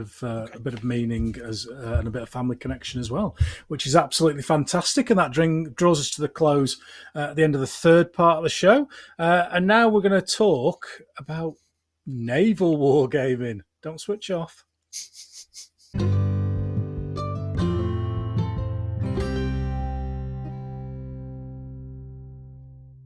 Okay, ladies and gentlemen, we're here for our big topic and a bit of a wide-ranging chat and discussion on all things wargaming. David's involvement in the hobby, as well as a kind of a wider-ranging catch-alls, as I'm a bit into my naval wargaming as well. So, I suppose Fletcher Pratt would be the is it Pratt or Platt? Pratt. Platt, yeah, it is Pratt, isn't Pratt it? with Brain, an R, yes. I mean, yeah, brain went there for a second. I would. Was that the first naval war game? First one I'm aware of. No. Ooh. The first was Fred T. Jane. So the author of Jane's Fighting Ships and the founder of, I suppose, Yes. Jane's Information Group. So yes, if you go back and get copies of the early editions of Jane's Fighting Ships, you will find Jane's naval rules in the book.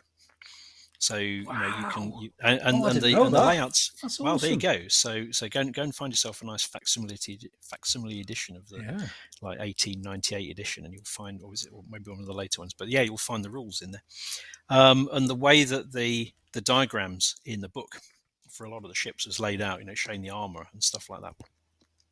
And also the grading system that he used in the book, sort of like A, B, C class armor and stuff like that, was all there so that you could fight naval war games with the books and the rules.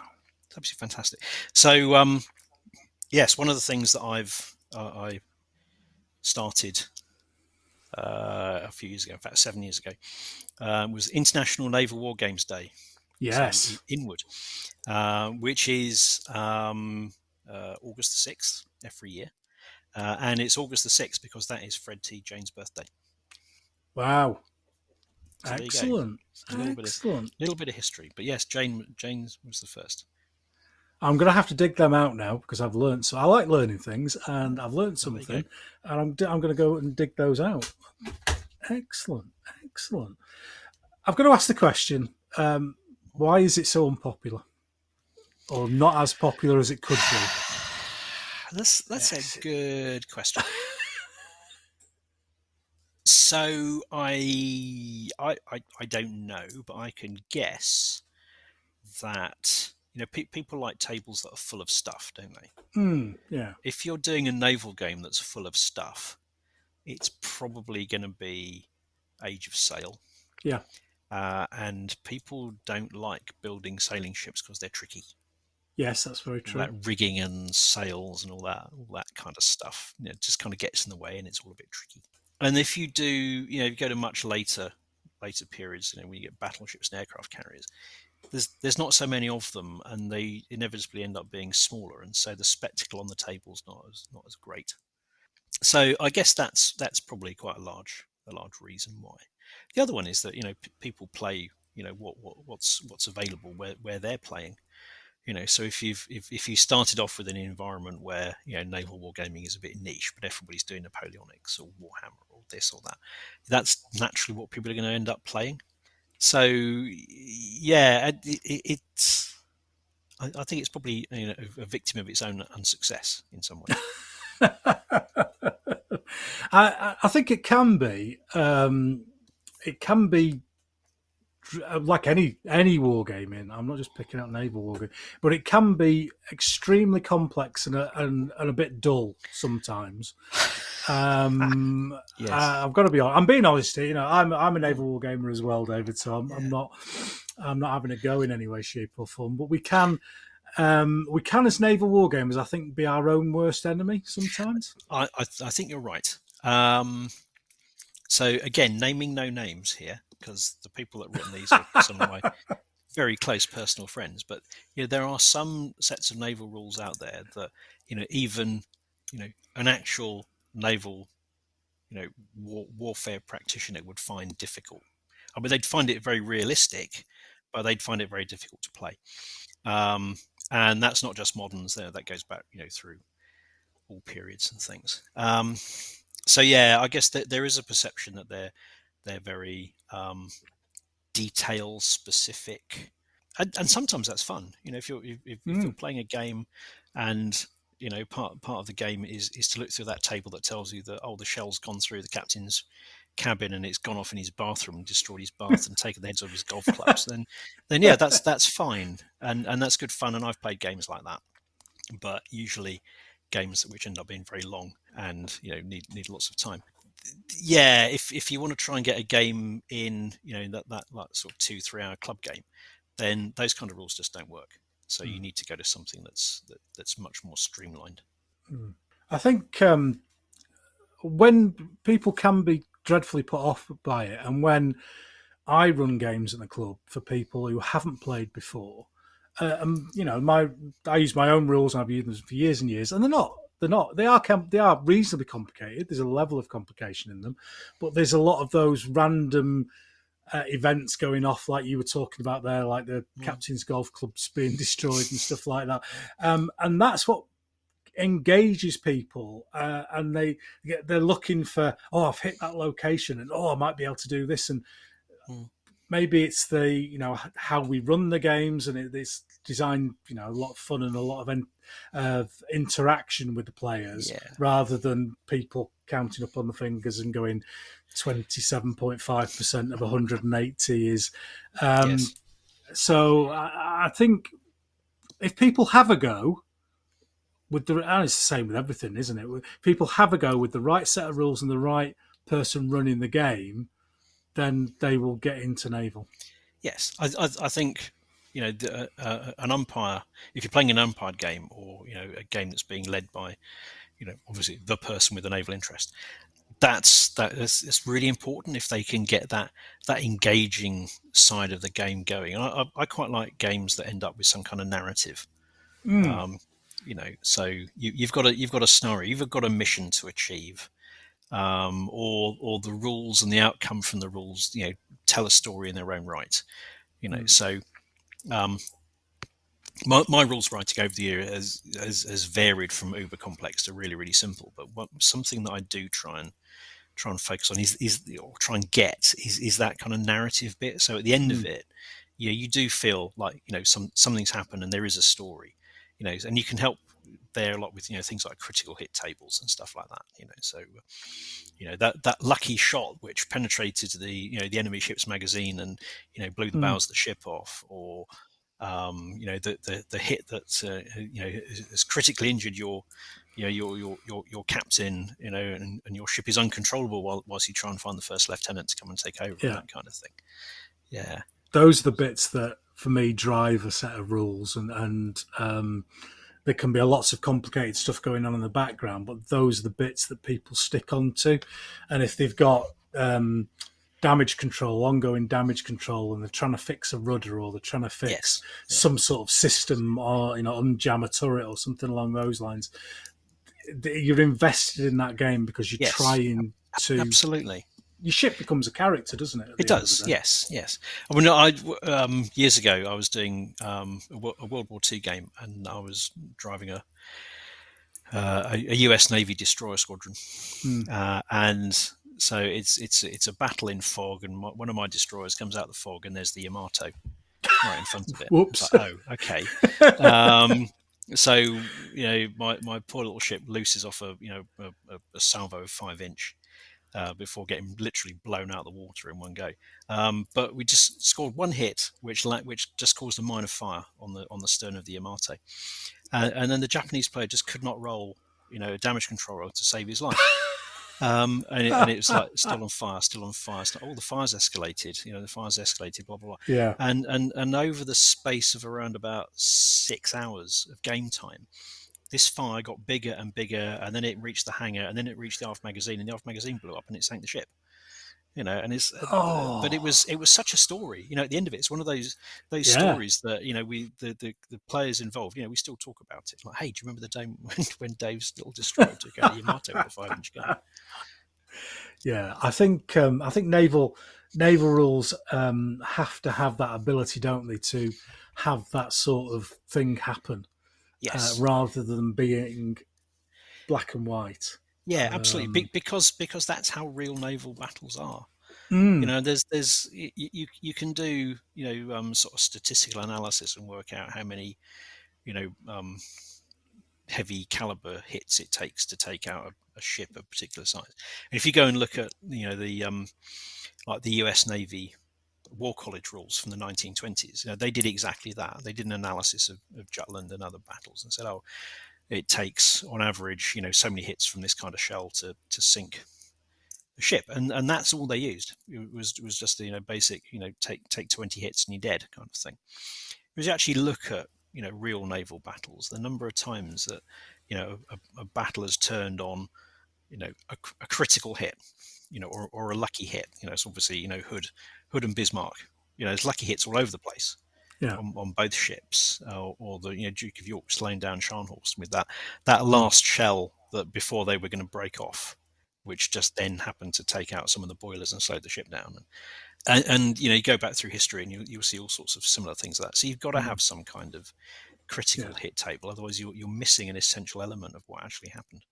Yeah, and I think there's a level of I'm going to use the word luck involved, because you can be fantastic at firing. You can do gunnery practice, fantastic rate of fire, really good optics to get yourself straddling the target.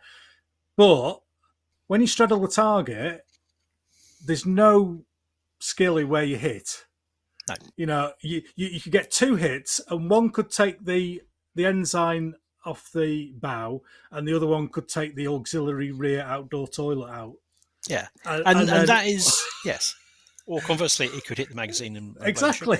But it's and okay, that is a bit frustrating, I guess. If you're used to sort of land games where you're slowly wearing the opposition down and it gets all kind of Lanchestery and stuff like that, but eventually you grind them down, and then they break and run away. As opposed to that naval game where your fantastic battleship was doing really well until that lucky hit with the magazine up. I can see why some people might go, well, that's a bit off, isn't it? Yeah. But hey, that's life. Yeah. We enjoy Get used to it. We enjoy it. So I think everybody individually will have a mark somewhere along this line, but rules. I mean, I don't mind naming names because I don't know anybody who wrote these.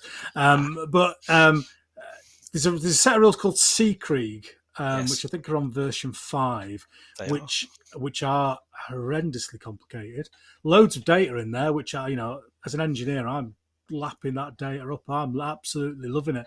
But very, very difficult to play. I suppose Harpoon would be the modern equivalent for complicated. Yep, pretty much. And I suppose in the middle, GQ3, the GQ series might be kind of in the middle somewhere. And I would suggest the closest we've ever come to it's like one set to rule like a them all, standard if you set, like. yes. Yeah. And then Yeah, and then more modern times we've had. I think you've mentioned the War at Sea, the Mongoose version, Yeah, and then we've had Victory at Sea. Victory at Sea and Cruel Seas, which have been more Yes. die six version.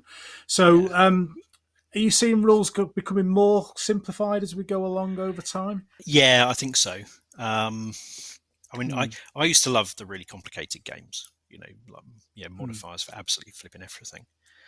Um, and yes, I mean, I've got Harpoon. I've got an earlier version of Sea Krieg. I've got Command at Mm. Sea. So I've got a lot of those games, which I do play occasionally. But I don't have time, to play games that complicated and that lengthy most of the time. So for my own personal gaming, I'm gravitating more towards the simpler kind Mm. of rules. But I think in general that just seems to be where mainstream wargaming is going across the board. The days of check paragraph 1.3.2.2.4. Modifier +1 for spotting rifle. Oh no, but my spotting rifle is a 5.56 spotting rifle, so Yeah. so I only get a plus. I think that's whilst people still, they're still out there. I don't think the focus is anywhere near as much on those as it used to be. It can be. I think it can be quite difficult with naval wargaming to oversimplify.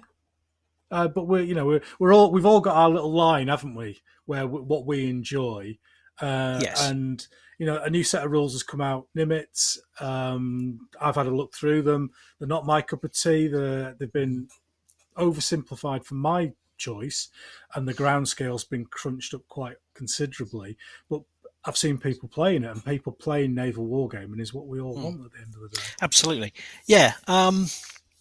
Reaching that sweet spot is well for when you're writing is really difficult to achieve, and to be honest, whatever you achieve, is only going to please a small proportion Yeah, of yeah. people anyway, because people are always going to be somewhere on that spectrum. I mean, from my perspective, and actually something that has been coming out from the more professional gaming that we've been doing recently. I'll write a set of rules. I try and make it as comprehensive as possible right from the start. I mean, another one of those things that annoys me, is a set of rules comes out and you think that's fine, but they haven't included, this, that, and everything else. And then 6 months downstream, buy this fantastic new supplement to buy all the rules that probably should have been there the first time round. Yeah. But then, even worse, when you find out, you're talking to the author that, well, they've only just written those rules, and why didn't you write them all together? Because actually they don't hang together very well. Yeah. So I'll write stuff which is comprehensive, or I try to. But then, as I'm going through playing it, suddenly you realise that, well, actually, this element is totally irrelevant.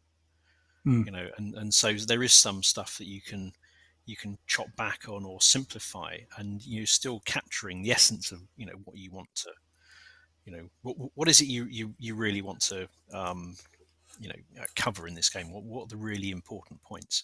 So you can go into maybe a little bit more detail on that, and then try and abstract others. Where when you're writing your rules for work, is there a different mindset to writing a set of rules for a commercial war game? There is. So the games tend to be much shorter lived. So this seabed game, is written for a specific purpose. There's a whole load of stuff which isn't in it that you would expect from a normal war game, but that's because it's not stuff that isn't important for what we're covering. And the audience is different as well. These are people that probably never really been involved in wargaming. They're not hobby war gamers. Some of them are, but a lot of them aren't. And you've got to be able to get the idea of the game across them as quickly as you can, because what you're trying to do is you're trying to learn from it. You're trying to get outcomes from it, get insights from it. And so if you've got something that takes them best part of a day to get to grips with, that's all learning time that you're missing out on, because you might find you've only got 1 or 2 sessions to actually do it. So yeah, the focus is quite a lot different. So people from a war games background are coming with a preloaded set of knowledge of what a war game is, and you're saying then with your students, you can't spend time getting that in their heads. You've got to crack straight onto the game, more or less. Yes, you've got to get into the important stuff as quickly as you can, because if you don't, you lose them. I've seen it in a few games where we didn't get that balance right, and about an hour in, to trying to explain how this game works, you can see one or two of them sitting and going, "What are we doing here? What's this all about? Why am I here?" So then the second time round, you try it with a much more streamlined set, get them invested as quickly as you can, and you tend to find that even in areas that you haven't detailed, once they get themselves into the mindset, they start to like almost invent the detail themselves. Oh, that's brilliant. They come up with good ideas for things you hadn't even thought of. So your own naval rules, and I think you've covered a number of periods. Should we say that? Just a few. So I think Find, Fix, and Strike is your World War II set, or one of your World War II sets. Yes. So what's the kind of the focus with those rules? How did you develop those? So that was the natural progression from the previous sets. So like broadside and salvo, was a set for pre-dreadnought games, which then went into Civis Pacem that I wrote with Stuart Machin, which was then into World War One, and that was a set that we wrote. I was working on I had a project that was working under the title of Jutland in a Day. I want to fight Jutland in a day, do the whole thing. Yeah. And that's basically what we did with SVP.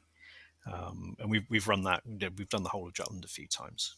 Did it down at the pub and a few other places. And so the natural thing was, well, hey, you've done that, so it's just a short step. It's like General Quarters. So GQ1 was World War II based, and then the natural progression there was to go back to First World War. I did it the other way around. So I took the First World War set and then added aircraft and submarines and all the other fun stuff to it. Yeah. But the aim there was really to hit that 2-hour game target, or of a set of rules that you could, if you were doing a day-long campaign or a weekend campaign or something, you could fight through battles pretty quickly. So you could get multiple games in, or maybe in some cases 2 games in an evening, or however many battles you need to fight out over your weekend campaign. And how did you deal in that particular set of rules with the complexity issue that we've spoken about? What were your thoughts and mechanisms for dealing with damage and damage control? And so I used the kind of damage levels approach that I'd taken in the previous sets. I mean, to be honest, that goes back to the medieval set that I wrote years and years ago. So to do 100 Years' War games. But I've used that approach right the way through. And my thinking there is that you're playing the role of a commodore or an admiral or something, someone like that. So you're not that interested in the specific detail that a ship's taken. One of the ships under your command, you want to know, how combat effective is it? Yeah. And so knowing that you've taken so many points of so many thousand points of damage out of the tens of thousands you've got or something, you don't really need to know that. Is HMS Exeter still in the fight? She's lightly damaged, but she's still going. She's heavily damaged, or she's crippled. Yeah. So that's that was the kind of thinking behind that approach. Hello, it's all right. Still there? Can you still hear me? Okay. Yeah, I can still hear you. Yes. Yeah, it just dipped out for a second. It'll communications blackout. Somebody's trying to jam us. There's important information I'm trying to get across. So I use this idea of damage levels, and that I've used that consistently through. In fact, quite a lot of sets now. So I've used my coastal forces games as well as big ship to ship actions through all sorts of historical periods. But then that's supplemented with that critical hit element as well. So you can still score that lucky hit. So HMS HMS Hood will explode, or that aircraft carrier, has suddenly taken damage. Oh, she can't fly because the flight deck's out of action and that kind of thing. Which are the kind of big things that the Admiral so and so will be interested in, and that Admiral so and so can see as well. Yeah, and somebody's going to ring him up if his golf clubs have been destroyed. Well, absolutely, yes, without a shadow of a doubt. Never mind if the HMS Jarvis has gone to the bottom of the sea. I mean, golf clubs have been broken. Absolutely. So, how many naval rules, sets of naval rules? Could you say how many you've written? I should know, shouldn't I? But it's a lot. It's a lot. I think I'm into. It's over 20 now. Yeah. Various periods, and like I said before, I have this real attraction to unusual stuff. Yeah. So I do Age of Sail fleet action, and World War II, World War One, big fleet action type stuff. That's fine, and I really enjoy those kind of games. But then also like things like gunboat battles on Lake Tanganyika in the First World War, and the Cod War, and turtle ships, Japanese invaders, and the valiant Koreans under Admiral Yi fighting them off with their turtle ships and things. Like, as far as I could see, nobody had ever war gamed that to any serious degree before. And it was a project. That particular one was a project I've been trying to get off the ground for about 20 years or so. Right. And it was only a chance meeting that meant that actually took off.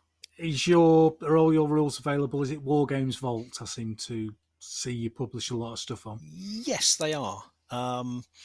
So most of mine are self-published. So I am Long Face Games, and Long Face because I thought I need a logo or something and a proper name, and one of my daughter's horses was looking at me at the time, and I thought, that joke, why the long face, came into my mind, and I just did a little sketch, and it's like, there you go. So Laura's pony Domino is immortalized, as the logo.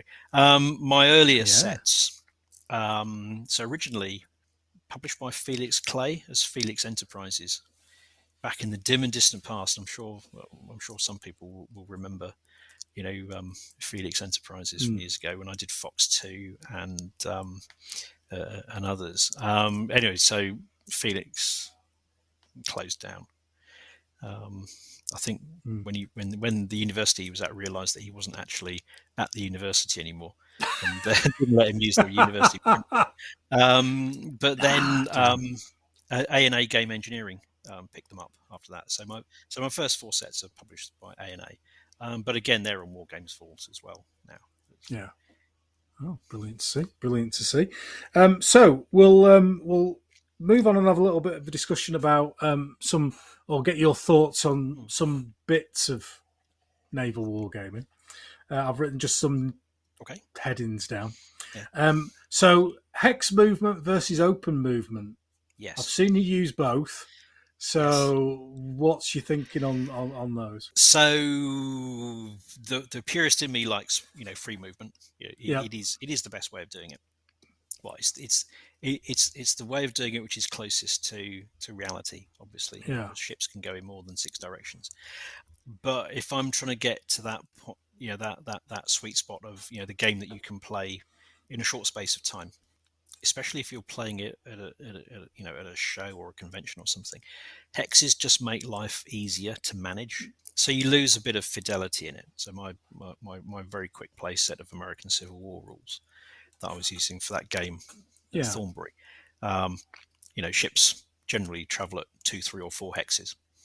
There is a free movement version of it. In fact, it started off as a free movement version of the game, and you've got much more finesse in the speeds that ships can travel. This one goes 4 inches a turn, that one goes 7, that's 11 or something. And sometimes I look at that and think, well, that's really important. And other times I just think, well, actually, splitting it down into 2, 3, or 4 actually works. And the convenience of hexes as well. You do have to have some sort of mental contortion sometimes when you're thinking about some firing arcs and things. Yeah. But generally, if you want a game that you can run, a naval game that you can pick up and run very, very quickly, they're just very useful. Certainly with open movement, then do you like written orders before a turn? It's something that we enjoy because we enjoy the fact that it takes away the I go you go because you've already written down what you're going to do. Yeah, I like my task groups and things to have orders. It doesn't necessarily need to be. I find doesn't necessarily need to be a set written down every turn. And so if you look at my First World War rules and the Second World War rules and some of the others, you'll and actually then the Age of Sail rules is another really good case. So you'll give orders to your squadrons. Yeah. And they'll carry on following those orders until you tell them to do something else. Right. Yeah. So if you've ordered them to head to the northeast, they will sail to the northeast until the admiral successfully sends a signal to them that says turn somewhere else. Because that's what they did. No junior admiral in the Royal Navy was going to steer somewhere else on their own initiative half the time because they thought that was the way to go until the admiral told them. Because they'd end up like Bing and be shot on the deck of their flagship. So I do, I like having that level of ordering. And there's some games where you do need to give orders each turn. So if I was doing an Age of Sail frigate game, that's really quite important. So a game like Sails of Glory, for example. With its card movement system, that's just a card-based way of writing orders. But in those with those rules, especially if you're doing a frigate battle, it's really important because you might be doing activities which take several turns to complete. So it's important when you start them, things like reloading and changing sails and that sort of thing. So yeah, my like of written orders will vary depending on what I'm playing. Yeah. And have you ever seen or played Check Your Six, the aerial game? I've seen it, but I've not played it. Yeah, I was just going because they have a system where, depending on the speed, it gives you an option to, move 3 hexes forward, 2 to the right, or whatever, depending on what aircraft you are, taking into account its capabilities. And that was something I thought might be a useful mechanic for naval. Yes, so I'll quite often include turning limits. So at a particular speed or particular maneuverability, you've got to move a certain number of hexes forward before you can turn. Yeah, so I do that in quite a few, and some of the air games I've written as well. Yeah. So next hot topic for naval wargamers, morale in naval wargaming. Yeah, it always seems to be a bit of a second-hand thought. Yes, you're right, and I haven't included morale in all of the sets that I've got. So for things like Age of Sail, it's an important factor. So things like strike tests, for ships when they're in particular situations. You've been dismasted and you're about to be stern raked by an enemy ship, but you're probably going to strike your colours. Yeah, the flag's going up. Yeah, being stern raked is never a good thing. Not having any mast makes it even worse. So yeah, something like that's quite important. I think it's harder to get into more modern scenarios.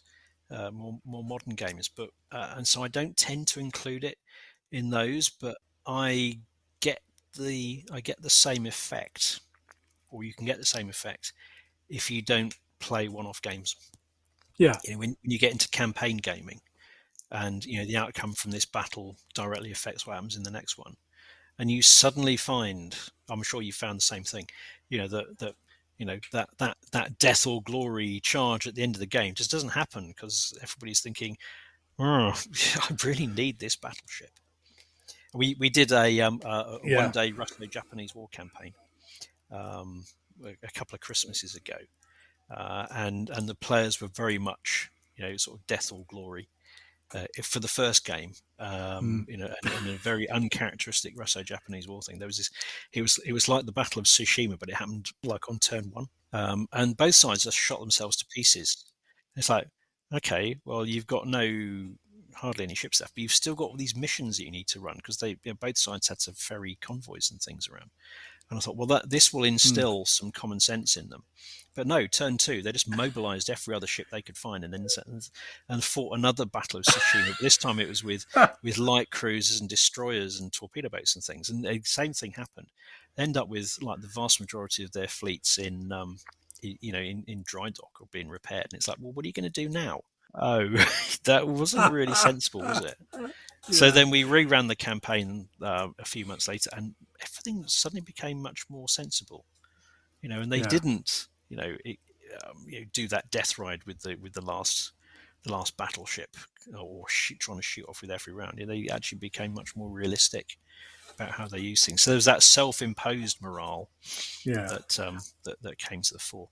I think certainly I've been doing a lot of reading around Narvik and stuff recently, getting ready to refight it, and a lot of the decisions are based on, the captain of the ship deciding this is going to be what we're going to do, as opposed to the morale of the crew. Well, yes, because in many cases he was the only person that actually had a clue what was going on, him and his heads of department. It's one of the things that has always interested me when you sort of go around, museum ships and things, and you go and find, where's the conning position, where's the ship's wheel, where's the wheelhouse, and you go down there and it's in an enclosed space down in the ship with no view out of the ship. And you say, well, why is that? And you talk to like the real world sailors, the veterans who are giving you the tour, and they said that, well, you don't want the helmsman seeing where the captain wants the ship to go, because he might think it's dangerous and he won't do it. So you don't give him the view. You just tell him go on their heading. If there's 3 enemy battleships over there, but that's where we're going to go, because that's what we've got to go. That's what we've got to do. But the poor old able seaman Boggis or something, if he sees 3 battleships in front of him, he's like, oh, I don't want to go over there. It's dangerous. So yes, it's very much more.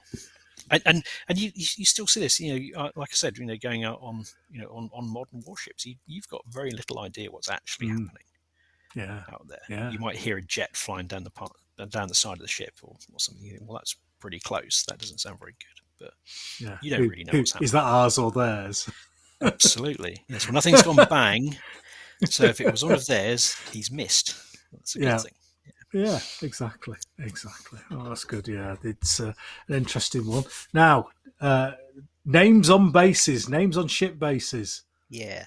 Is that controversial or no? Not really. You need to have some kind of identifying marks on your models to be able to tell. I like to make them unobtrusive, if possible. But I'm not averse to having a nice.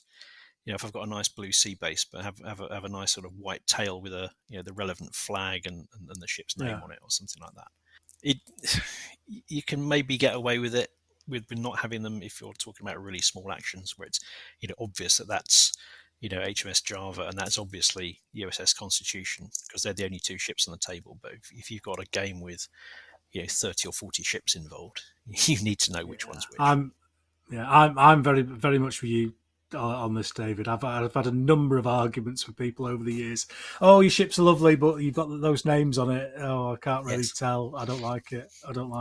Yes. Well, now really thick bases that look like HMS Hardy. Oh God. Sorry, I've mentioned the unmentionable. They're not that bad. Oh God. Who thought that was a good idea? I think it's a manufacturing thing. So if you could tell HMS Hardy from HMS Havoc at a long distance, then you're doing better than I can. 1/700th is okay now with my big ships, because they've actually got pennant numbers on them. Right, yes. If you can read the pennant numbers from a decent distance. Yes. Or you can tell the differences in their small arms fit, or the differences in the camouflage schemes. That's fine, but yes. You've got confidence in my modelling abilities there, David, that I might not have. Absolute confidence. Yeah, photo etch. Oh, dear me. Ooh, that's all I'm going to That say. was a good idea. Yes. Yeah. So yeah, names on bases. Bases. Oh, I'm loving this. This is Naval Wargaming 101. I'm loving this. I'm loving this as well. So another one that will set it's like setting a badger down a rabbit hole. Ground scales. Yeah, absolutely. Really that difficult. Oh man. So it's not so much of a problem, for oldie worldy ships. Yeah. Galleys and stuff like that. And even Age of Sail, you can get pretty close to, the real ground scale. But yeah, when you get to weapons that can shoot 10 miles, having a ground scale that is compatible with the models is not going to happen. Having said that, I did do that once. So we did Battle of the River Plate with 1/600th models. Oh, nice. Using 1/600th ground scale in a field. Actually, no, it was a lawn. It was a lawn at the one of the museums that we were fighting at. But yeah, I mean, that was really challenging because I didn't have enough tape measures that were like 25 meters long, and sometimes the ships disappeared in the grass.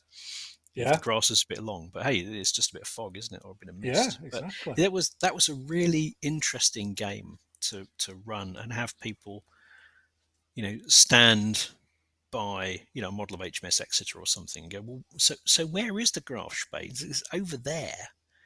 Oh yeah, gosh, that's a really long way away, isn't it? And you go, yes, exactly. We in the end we had to have flags for the ships on knitting needles that we stuck in the grass alongside them, so you could actually see where they were. Yes. Wow. Yeah. And that was game was going fine until it rained, and then that was like end of play at that point. So a bit of a shame, but it was. Yeah. But I think doing that, you learn a lot about the naval warfare in that time. You're playing to the ground scale. Yes. There's definitely a learning curve involved in that for when you then do reduce your ground scale down onto a table. Yeah. About the distances involved, and there, we're not talking about the longest range is possible there. With you've got Grasp Bay with a decent range, but we're not talking 15-inch battleships, are we? No, exactly. You could easily have doubled the size. Yeah, and I find people find it really difficult to visualize. And say, we engage the target at 20,000 yards. They go, well, that's 20,000 yards, isn't it? That's 10 miles. That's like I'm shooting from here where I am, in my house at the moment, down to somewhere past the 7 bridges. You can't see those. Where the hell are those? Well, exactly. That's the whole point. And the thing I'm shooting at is doing 30 miles an hour in the opposite direction to what you're doing. So good luck hitting that. I think if anybody is not sure, and you're driving down the motorway, obviously, if you've got family in the car, they might think you're losing your marbles a little bit, but you can just go bang, press your reset on your tripometer, and then see how long it takes to get to 10 miles. Yeah, absolutely. And that's how far your shells are going. It's the thing that always amuses me when I go on board HMS Belfast, because we take the students down there every year. You go on Belfast, and there's a thing in the gunnery exhibit that explains that the forward turrets are traversed and elevated because that's the guns focused on or targeted on a motorway service station that's on the M25 somewhere to give you an idea about how far they could shoot, and it's a hell of a long way. Yeah, it is. Massive. And then you play modern games, and now I've got this missile that can go 90 miles, or this new one. I've got we were doing an ultra modern game with Chinese hypersonic anti-ship ballistic missiles, and the range of those at like 1,500 miles. It's quite difficult to fit on a table. Yeah. So. It does become an issue, but I think as you then compact the ground scale, you can get to a point where manoeuvring becomes more exaggerated. Yes, and in some cases gets a little bit more ridiculous. Yeah, when you end up with a combination of model scale and ground scale, where shoot you can't shoot from one end of a destroyer to the other because the weapon on the stern is out of range. Which I have played a game where exactly that kind of thing happened. Wow. And you're going, this is just very, very strange. I won't say ridiculous, but it was.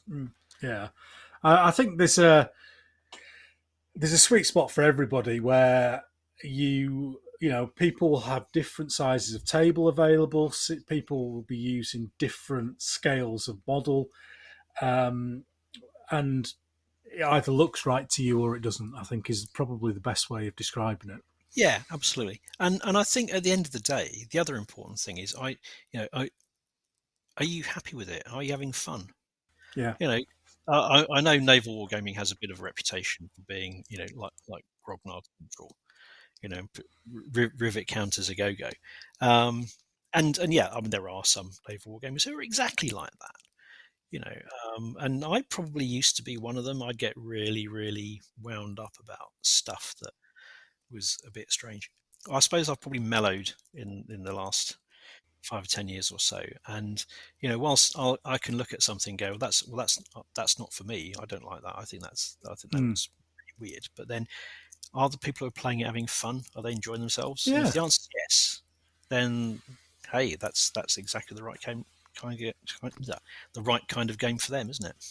Yeah, exactly. And I've had a lot of comments with my 1700 stuff. Where are you going to play that? Have you got? And we just happen we just happen to have an old cinema that my club owns, Wow. which is huge. Okay. So I'm going to be limited by blue cloth space, right, rather than table space. Yes. So I think I can get it to a size where, to me, it looks it doesn't look daft. Yeah, I think that's but that again, that's in my mind's eye, and that's yes. what I want to do with it. And I also want to try and keep the models so that there is a level of visual to it as well, rather than them being so far apart that you can't see two, in one photo frame. Yes, I mean the experience we had doing the game on Belfast was that you can do that. We weren't close to same ground scale as ship scale. In fact, I can't remember what scale we did use. But the models were sufficiently far away that you got a good sense of the actual distances involved. You could be you could do sensible tactics and things and manoeuvring. But it was all contained in quite a large space, but a large space where you could stand at the side and see everything that was happening. Brilliant, absolutely brilliant. And there's a few. Well, we could talk forever about loads of stuff, but I'm going to talk about campaigns. We did mention this earlier on. Yeah, we did. Yes. And there are loads of different ways of fighting campaigns, and sometimes naval campaigns can really grind down. When I remember doing one years and years ago where we were setting individual float planes off on search courses, and we managed about 2 turns before everyone completely forgot where the float planes had gone and what they were looking for, and etc. And then I've moved on, as I said earlier, to this linked scenario method of doing campaigns. So what's your experience with naval campaigning? So I've tried both of those, and I like both approaches. Obviously, the linked game gives you much more control over what's going to happen. But I like the unpredictability of those kind of free movement games, and some of the biggest and best naval games that I've done have been just like that. Some of the Naval Wargame Society games that we did with like 30 odd players or so, because they were just so nerve wracking. There was this one game we did. So I think it was Battle of the Coral Sea. So a game that I can't remember who was running it, but me and my friend Nigel Cox were playing the Japanese carrier battle group. So there was something about 30 odd players and about 10, 12 commands on each side. But the only commands that were really important were our carrier group and the corresponding American group, and knowing that whichever group found the other one first, and got that strike in first. You know, if you could kill their carriers, you've won the game. Yeah. And you've done it for everybody in the room. And conversely, if you lose, you're like Jellicoe. You can lose the game in an afternoon, literally lose the war in an afternoon. So playing that game, it was absolutely terrifying. Where the hell are they? Yeah. And elation when the umpire comes in and says, "Hey, you've just spotted 2 flat tops and a battleship." It's like, yes, kill them. Brilliant. Yeah. Oh, but you've just been overflown by a Dauntless. Like, oh my God, they know where we are as well. Yeah. And the 2 air wings crossing in flight as they went to hit each other, and us pummeling their carriers and blowing them to oblivion. And my aircraft getting back and discovering both my aircraft carriers were there and we'd done it. Oh, brilliant! But I say nerve-wracking or what. And then similar kind of thing in a Falklands game that I ran. Did the biggest game I've personally run. 36 players, doing a Falklands 1982 game. But yeah, you don't know where the bad guys are. You've got to go and find them. Fascinating. Yeah, no, it does. I think with those sorts of games, I think it's easier to do now than it was maybe in the mid 80s, 90s when we were trying it, because you've got computers to help you with record keeping and search patterns and all those kind of things that would take in vast amounts of time and effort to do. That Falklands game, the Falklands one, I was fortunate in having an umpiring team. So there was me, and then I had a runner for the British and a runner for the Argentinians. And even doing it with that, and they did an absolutely fantastic job, and all the cock-ups were mine and mine alone. And sometime, it was a one-day campaign, sometime around about lunchtime, I was just sitting there and go, I've got no idea what's going on. I've lost the plot.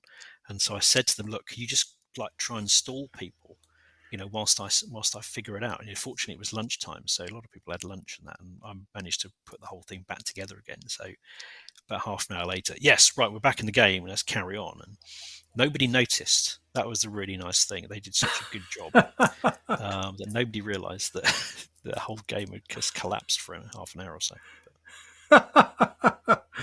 Oh, absolutely brilliant. Absolutely brilliant. So we'll move on now and talk a little bit about wider naval wargaming. And you've mentioned a few times the Naval Wargaming Society. It's something I'm kind of familiar with through the website more than actual interaction with. So if you don't mind, just tell us a little bit about the Naval Wargaming Society and so it's not good news actually, because the Naval Wargaming Society is effectively closed down. We talked about naval wargaming being a bit of a niche, and I mean, when I got involved in it, in fact, it was through Phil Dunn. So Phil Dunn was one of the original founders of the Naval Wargaming Society back in 1966, which is coincidentally the same year I was born. And so Naval Wargaming Society was fine. Ran pretty much lots of games in South London and Dorking and places like that, and just kind of got smaller and smaller and smaller. And then sometime around the early 90s, Phil Dunn wrote an article that he put in, I think it was Miniature War Games, that said, hey, I want to run Jutland, but Jutland set in 1914. Ran this game at Mortimer, just outside Reading, that Stuart Barnes Watson organised. And out of that formed the Battleship Club, which was Naval Wargaming, the Naval Wargaming Society, just with a different name. Anyway, then fast forward a few years, and the Battleship Club and the Naval Wargaming Society as was merged to be the new Naval Wargaming Society. And at one point, we had about 150, 200 members. We were publishing our journal every 3 months, and lots of interest, and was doing really well. And then sometime around about the end of the 90s, just everything just tailed off. And I'm guessing some of it, we the people that were writing articles, suddenly ran out of steam and didn't want to write articles anymore, and no new people were coming in to do them. And I guess some of it was to do with sort of the rise of the internet and then social media, that the role that the society filled, of being a coming together spot for naval war. So it's kind of being covered by other things. Like all the naval Facebook groups do exactly what Naval Wargaming Society did, and do them much better. So yes, with dwindling numbers, and we ended up down in I can't remember what the final number was, but it wasn't a large number of members. So we took the the sad but probably inevitable decision to shut down the NWS a couple of years ago, or was it last year? And then sort of distribute the funds, remaining money in the bank account to sort of naval charities and things. And now we kind of carry on in spirit, through the I mean, there is a Naval Wargaming Society Facebook page, which is still there, but through the various Facebook groups and other sort of social media things. Yeah, because I certainly used the web page, because that had two or three campaigns on there, if I remember correctly. It did, and yes. we did the South China Sea campaign for World War II, and very, very much enjoyed it. And it was a great location and sort of central location for historical war gamers who are interested in naval. Is that still up, did you say, that website? So, no, the website's closed down, but it was archived. Yeah. So Bob Blanchett in Australia has archived it. Bob, yeah. And I think you can still find it through Wayback Machine and stuff like that. But we're, I've got thoughts about, how can we get that onto, things like the Facebook group and stuff like that. And the trouble with Facebook is it's not the best place to stick information that you want to keep available. You can put stuff in the files areas, but there's no ability to sort things or anything like that. It's all a bit of a bin that you just throw stuff into and then hope you can find it later. Yeah, it's kind of it's at the top for a couple of days and then it disappears and then you can't find it again. Yes, there's loads of times I've thought, and there'll be a ship I'm painting, and there'll be a colour scheme, and I'll see a photograph of it on one of the World War II warships, and I'll go, right, if I don't save it there and then, I'm buggered, because I can't. Yeah. It'd take me a week to find it again. That is one thing I've learned to do, over the last year or so. Is see something you're interested in, download it straight away. Yeah, download it, save it. And then it ends up in my dustbin on my hard drive rather than on Facebook's dustbin. Excellent. And there's a couple of events to talk about as well. So there's the, and I think I'm right in that these are two separate things. There's the event at Yeovilton at the Fleet Air Arm Museum. Yes, and that's separate to the International Naval Wargames Day. It is, yeah. So taking those in reverse order. So International Naval Wargames Day. I just kicked that off years ago. You did, I remember.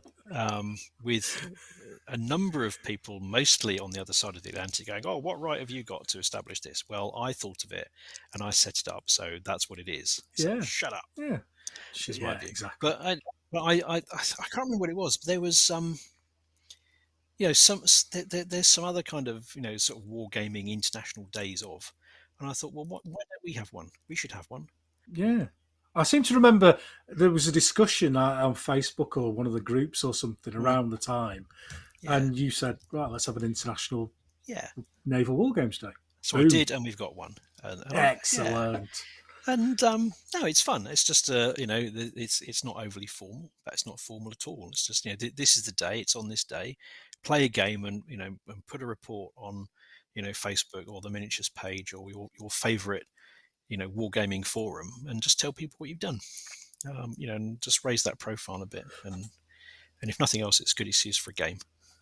Yeah, and it was on the 6th of August this year, if I remember correctly. Yes, it was, which fortunately was the same day that I did my Trent's Reach game. So, forward planning. Yeah, so once every 6 years, that'll be the case. So, and is it same day every year, or do you announce it? So the actual day is always the 6th. It's always August the 6th. But what I say, in the stuff that goes out when I remember, because I have a very little brain when it comes to that, is hey, if you're busy on the 6th, do it sometime in the week before or the week afterwards, or it doesn't even have to be a game. It could be a model that you've finished, or just something to do with naval wargaming. Just do it and tell people about it.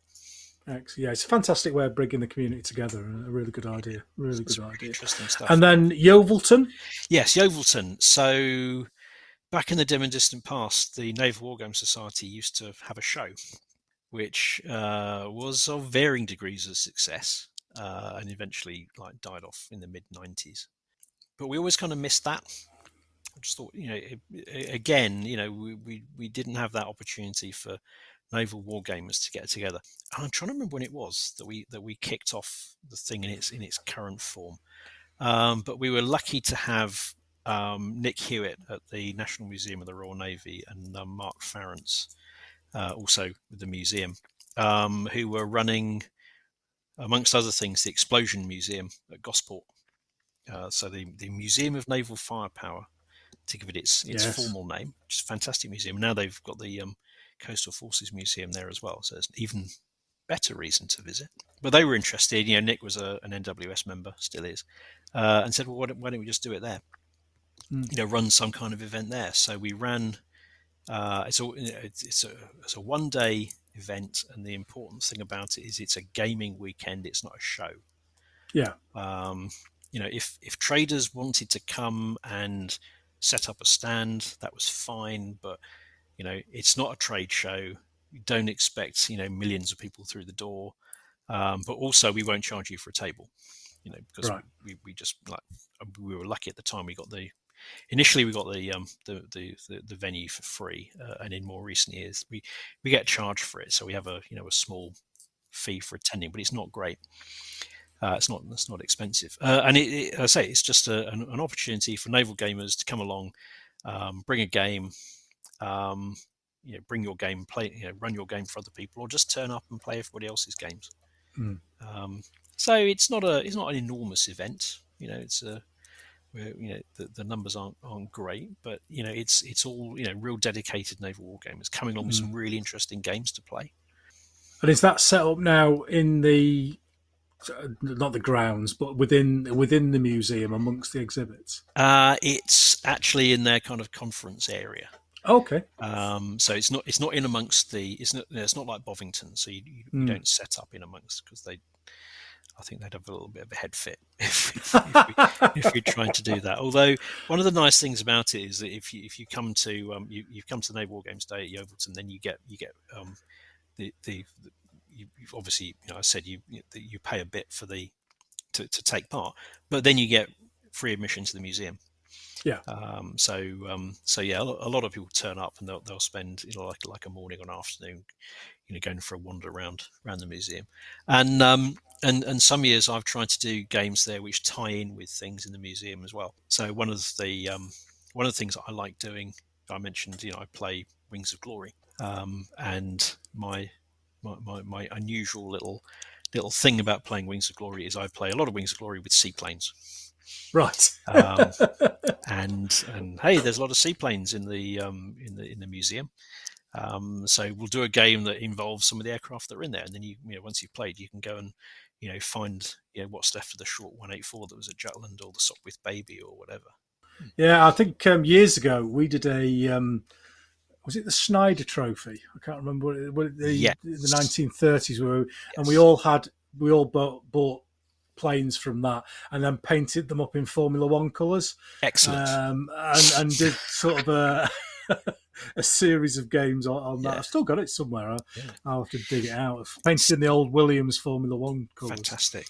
So it's funny you should mention that. So another one of my Wings of Glory things is I've done an air racing variant. Brilliant. So I call it Race of Glory. So there's no shooting; it's just racing around pylons. It's kind of American style pylon racing. Yeah. But the kind of peril which is in that game comes from trying to get in someone else's slipstream and get an advantage, or maybe you're caught in the turbulence and all this kind of stuff. So there's things happen. So I'm running that at this thing in Doncaster in a few weeks' time, and the two new airplanes that I've painted up for this year are a couple of Schneider Trophy Supermarine S6s. Fantastic. So yes, they'll be making an appearance at an air museum near Doncaster very soon. Excellent. Looking forward to that. We've been totting on for over an hour now on Naval Wargaming, which is great. Yes. But there's one thing I want to talk about before we close off. Okay. And that's ship models themselves. Now, you've mentioned earlier on your 3D printer.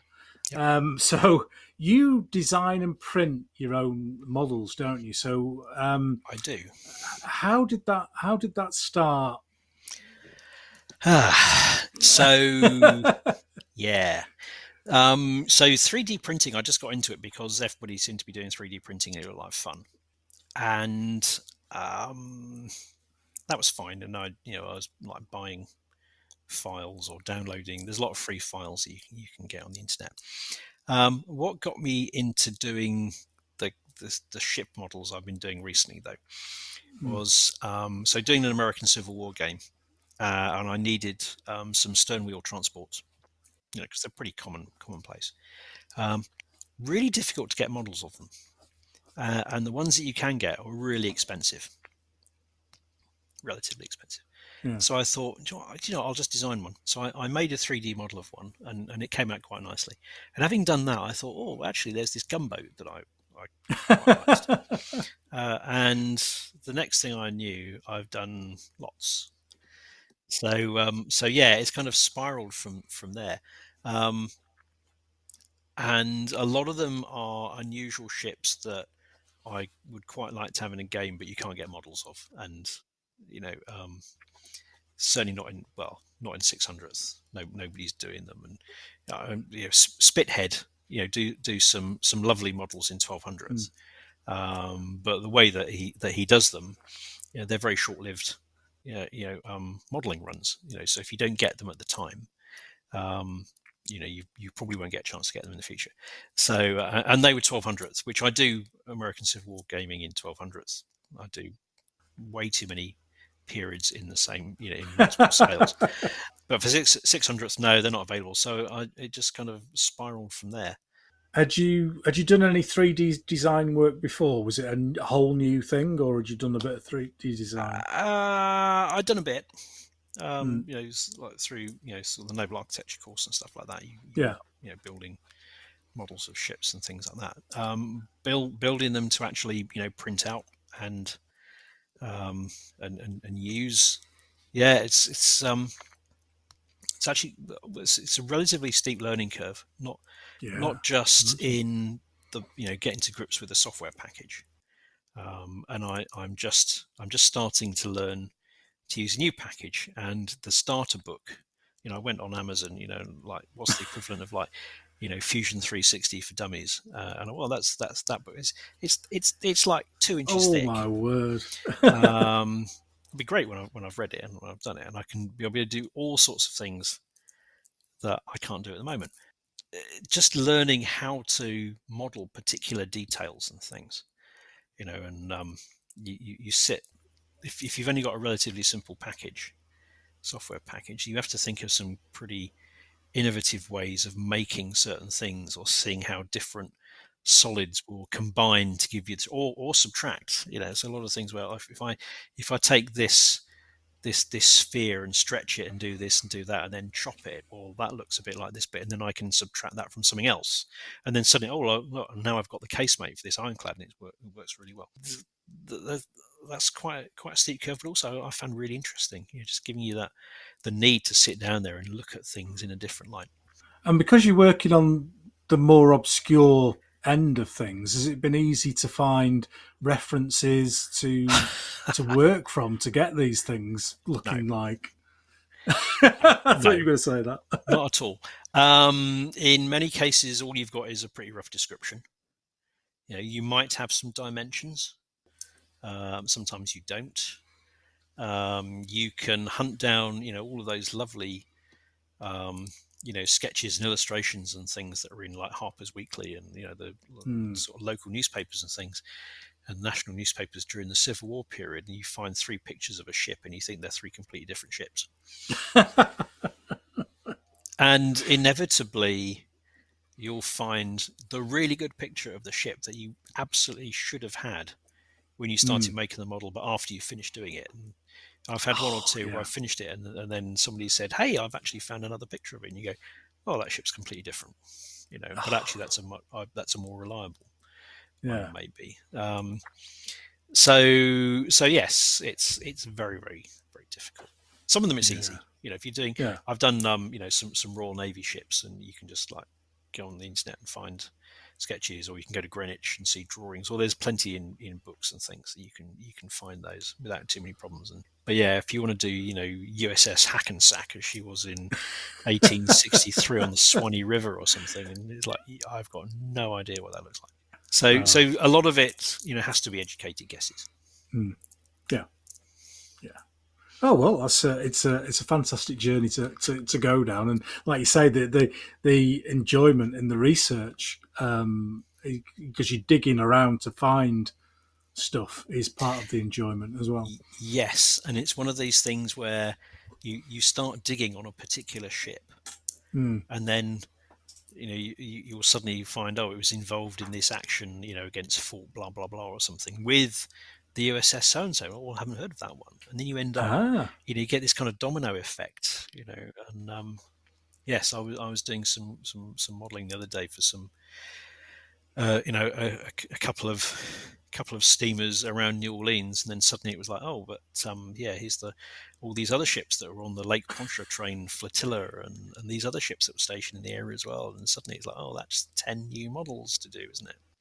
So yeah, it gets a bit obsessive, a bit out of control sometimes. Not long with a bit of obsession for a naval wargamer, trust me. How do you see it affecting the established companies, 3D printing? So that's an interesting question, and I do coastal forces models as well, and I was doing doing quite a few MTBs and gunboats and things. And what I was doing there was you can go on Thingiverse and you can download existing models and then you can modify them. So I was doing some of these things, and you put them back up on Thingiverse, whatever is your remixed version, in accordance with whatever the rights are and stuff like that. And I thought that was fine, and I'd done a few of those, and I put something on Facebook about one of these models I'd done, and I get a few people going, oh, that's really nice. And then there was a post from David Gregory, who runs PT Dockyard, who's one of my friends out in the US, and he does a really nice range of resin models, and he just said, this kind of thing will kill my business. And I thought, shit, I don't want to do that. So I don't post those anymore. I'll still create them for myself, but I won't make them available to anybody, because I don't want to harm what he's doing. But I can see, in my own land wargaming in particular. I mean, for American Civil War, most of the ships that I'm doing are ones that you can't get anymore, or if you could, they're out of print now. But I mentioned this guy earlier, Mike Bergman. He's like the hero of 3D printing for vehicle land war gamers, because he's got collections of hundreds of vehicles and all sorts of different variants and things as well. And a few months ago, whilst I was working on my Russian and German Winter War collections, I thought, I really ought to have a Finnish army as well, shouldn't I? And so I worked out what vehicles I wanted and all this kind of stuff, and then worked out if I buy that a lot as white metal and stuff, that'll be, I don't know, 300 quid, something like that, or more. And then I thought, I wonder if Mike Bergman's done models of these. Everything I wanted, he'd done. So I downloaded the models for free and then printed them out. So about 40 odd tanks and self-propelled guns and this, that, and everything else. And I used half a bottle of resin to print those out. And the bottle of resin at the time was £30. So that's £15 to print all these vehicles out. I was looking at things and thinking, what, I don't actually need to buy any white metal 15mm vehicles, because anything I can think of that I would like, with one or two exceptions, there's always going to be exceptions, but pretty much anything that I want to use, I can find, and I can do it for next to nothing. So I think it will affect companies. Maybe not so much at the moment, because it's still pretty much of a rarity. In my group of wargaming friends around here, there's only me and one other guy who've got a 3D printer. But as it becomes easier to do and easier to set up, and because it is a bit messy, and you've got chemicals and things burbling around to make a bit of a mess and stuff. But as that becomes easier, I can see it becoming much more widespread. Yeah, without a shadow of a doubt. And I think looking at certainly from a naval point of view and a vehicle point of view, that seems to be the area where it's coming through the strongest. Yes, because absolutely. you're dealing with angles and Yeah, rather than faces and stuff like that. Yeah. And I've seen a lot of really good high quality naval stuff, whereas we've got the Davco and the Skytrex, which are, I'm guessing, the 70s if not 60s, some of those original masters for them. Yes, yeah, definitely 70s. Yeah, so it's certainly bringing the hobby on in some areas. And have they made the money from Davco models? I would suggest they probably have by now. They've paid for the molds. I think so. Yes, I've certainly got enough of them. I mean, my World War II and World War One, and I pre-dreads. They're all not heroics. They're all Nav War and Skytrex models. Although, having said that, I wanted some colliers to go with my ironclad, my pre-dreadnought squadrons. Just as targets for campaign games. Yeah. And lo and behold, you go on Thingiverse, you can find a model of an American collier that you can't get a white metal model of. So yeah, I've got 4 colliers now. It just makes it too easy. Excellent. Well, it does, mate. It does. Well, it's been fantastic chatting with you today. Thank you very much for coming on and taking the time to do the show. Hopefully we've perked a few people's interest in naval wargaming. Before you go, you have an opportunity to ask me a question at the end of the show. If you've got one, if you haven't, I'll go away scot-free. I have a question. My question is, when will we see your Narvik game hit the streets? The whole world wonders. Good question. I think it's probably going to be about a year, I would think. Okay. I've got a 28mm Italian Risorgimento game, the Battle of Mentana, that is the next one out, and that is nearly finished, and I'm working on the terrain at the moment. And then the Narvik one, I'm looking for about a year's time. Okay. Because I've it's not an easy job putting. Normally you just get your Skytrex ship and you stick it on a base. Yes. Do a bit of sea, paint it. So it's not an easy 1/700th. You've got to build the model. And I'm guessing you haven't even started on modelling the fjords yet. No. That will be. But I'm going to cheat a little bit. Going back to 3D printing, a friend of mine's printed me a load of buildings in 1/700 scale. Okay. To do Narvik town, and he said, "Oh yeah, I can do the railway, I can do the iron ore terminal, I can do all that." So that's it's just a case of building the kind of the edges of the fjords to make it look like Narvik rather than just the massive blue cloth. Indeed.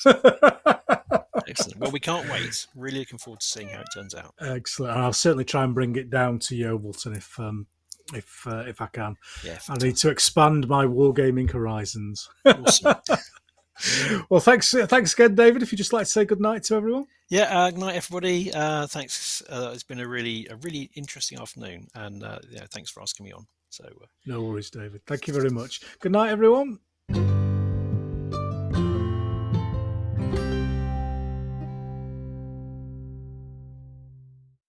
There we go, another interview done. I hope you very much enjoyed my chat with David. I certainly did. I'm a big fan, big proponent of naval wargaming, and David is so knowledgeable and so enthusiastic about the period that he was the ideal guest to have on. So hopefully that's perked your interest in a niche area of a niche hobby if you weren't already into it. And thank you once again, David, for spending your time putting this together with me. Now, the next episode will definitely not be a month away. It's already recorded. I have spoken to Pro Arte, and I've been down to the factory and spoken to Peter Thompson, the proprietor of that company, and we had a great chat down there, getting all geeky about paintbrushes and the different types and the history of Pro Art as a company, and really, really interesting chat. And I learnt loads from Peter. So I'm going to release that in 10 days' time, just to give you enough time to enjoy and digest this episode with David. And the next one will be out in 10 days' time. So until then, enjoy your wargaming, enjoy your painting, and until next time, City.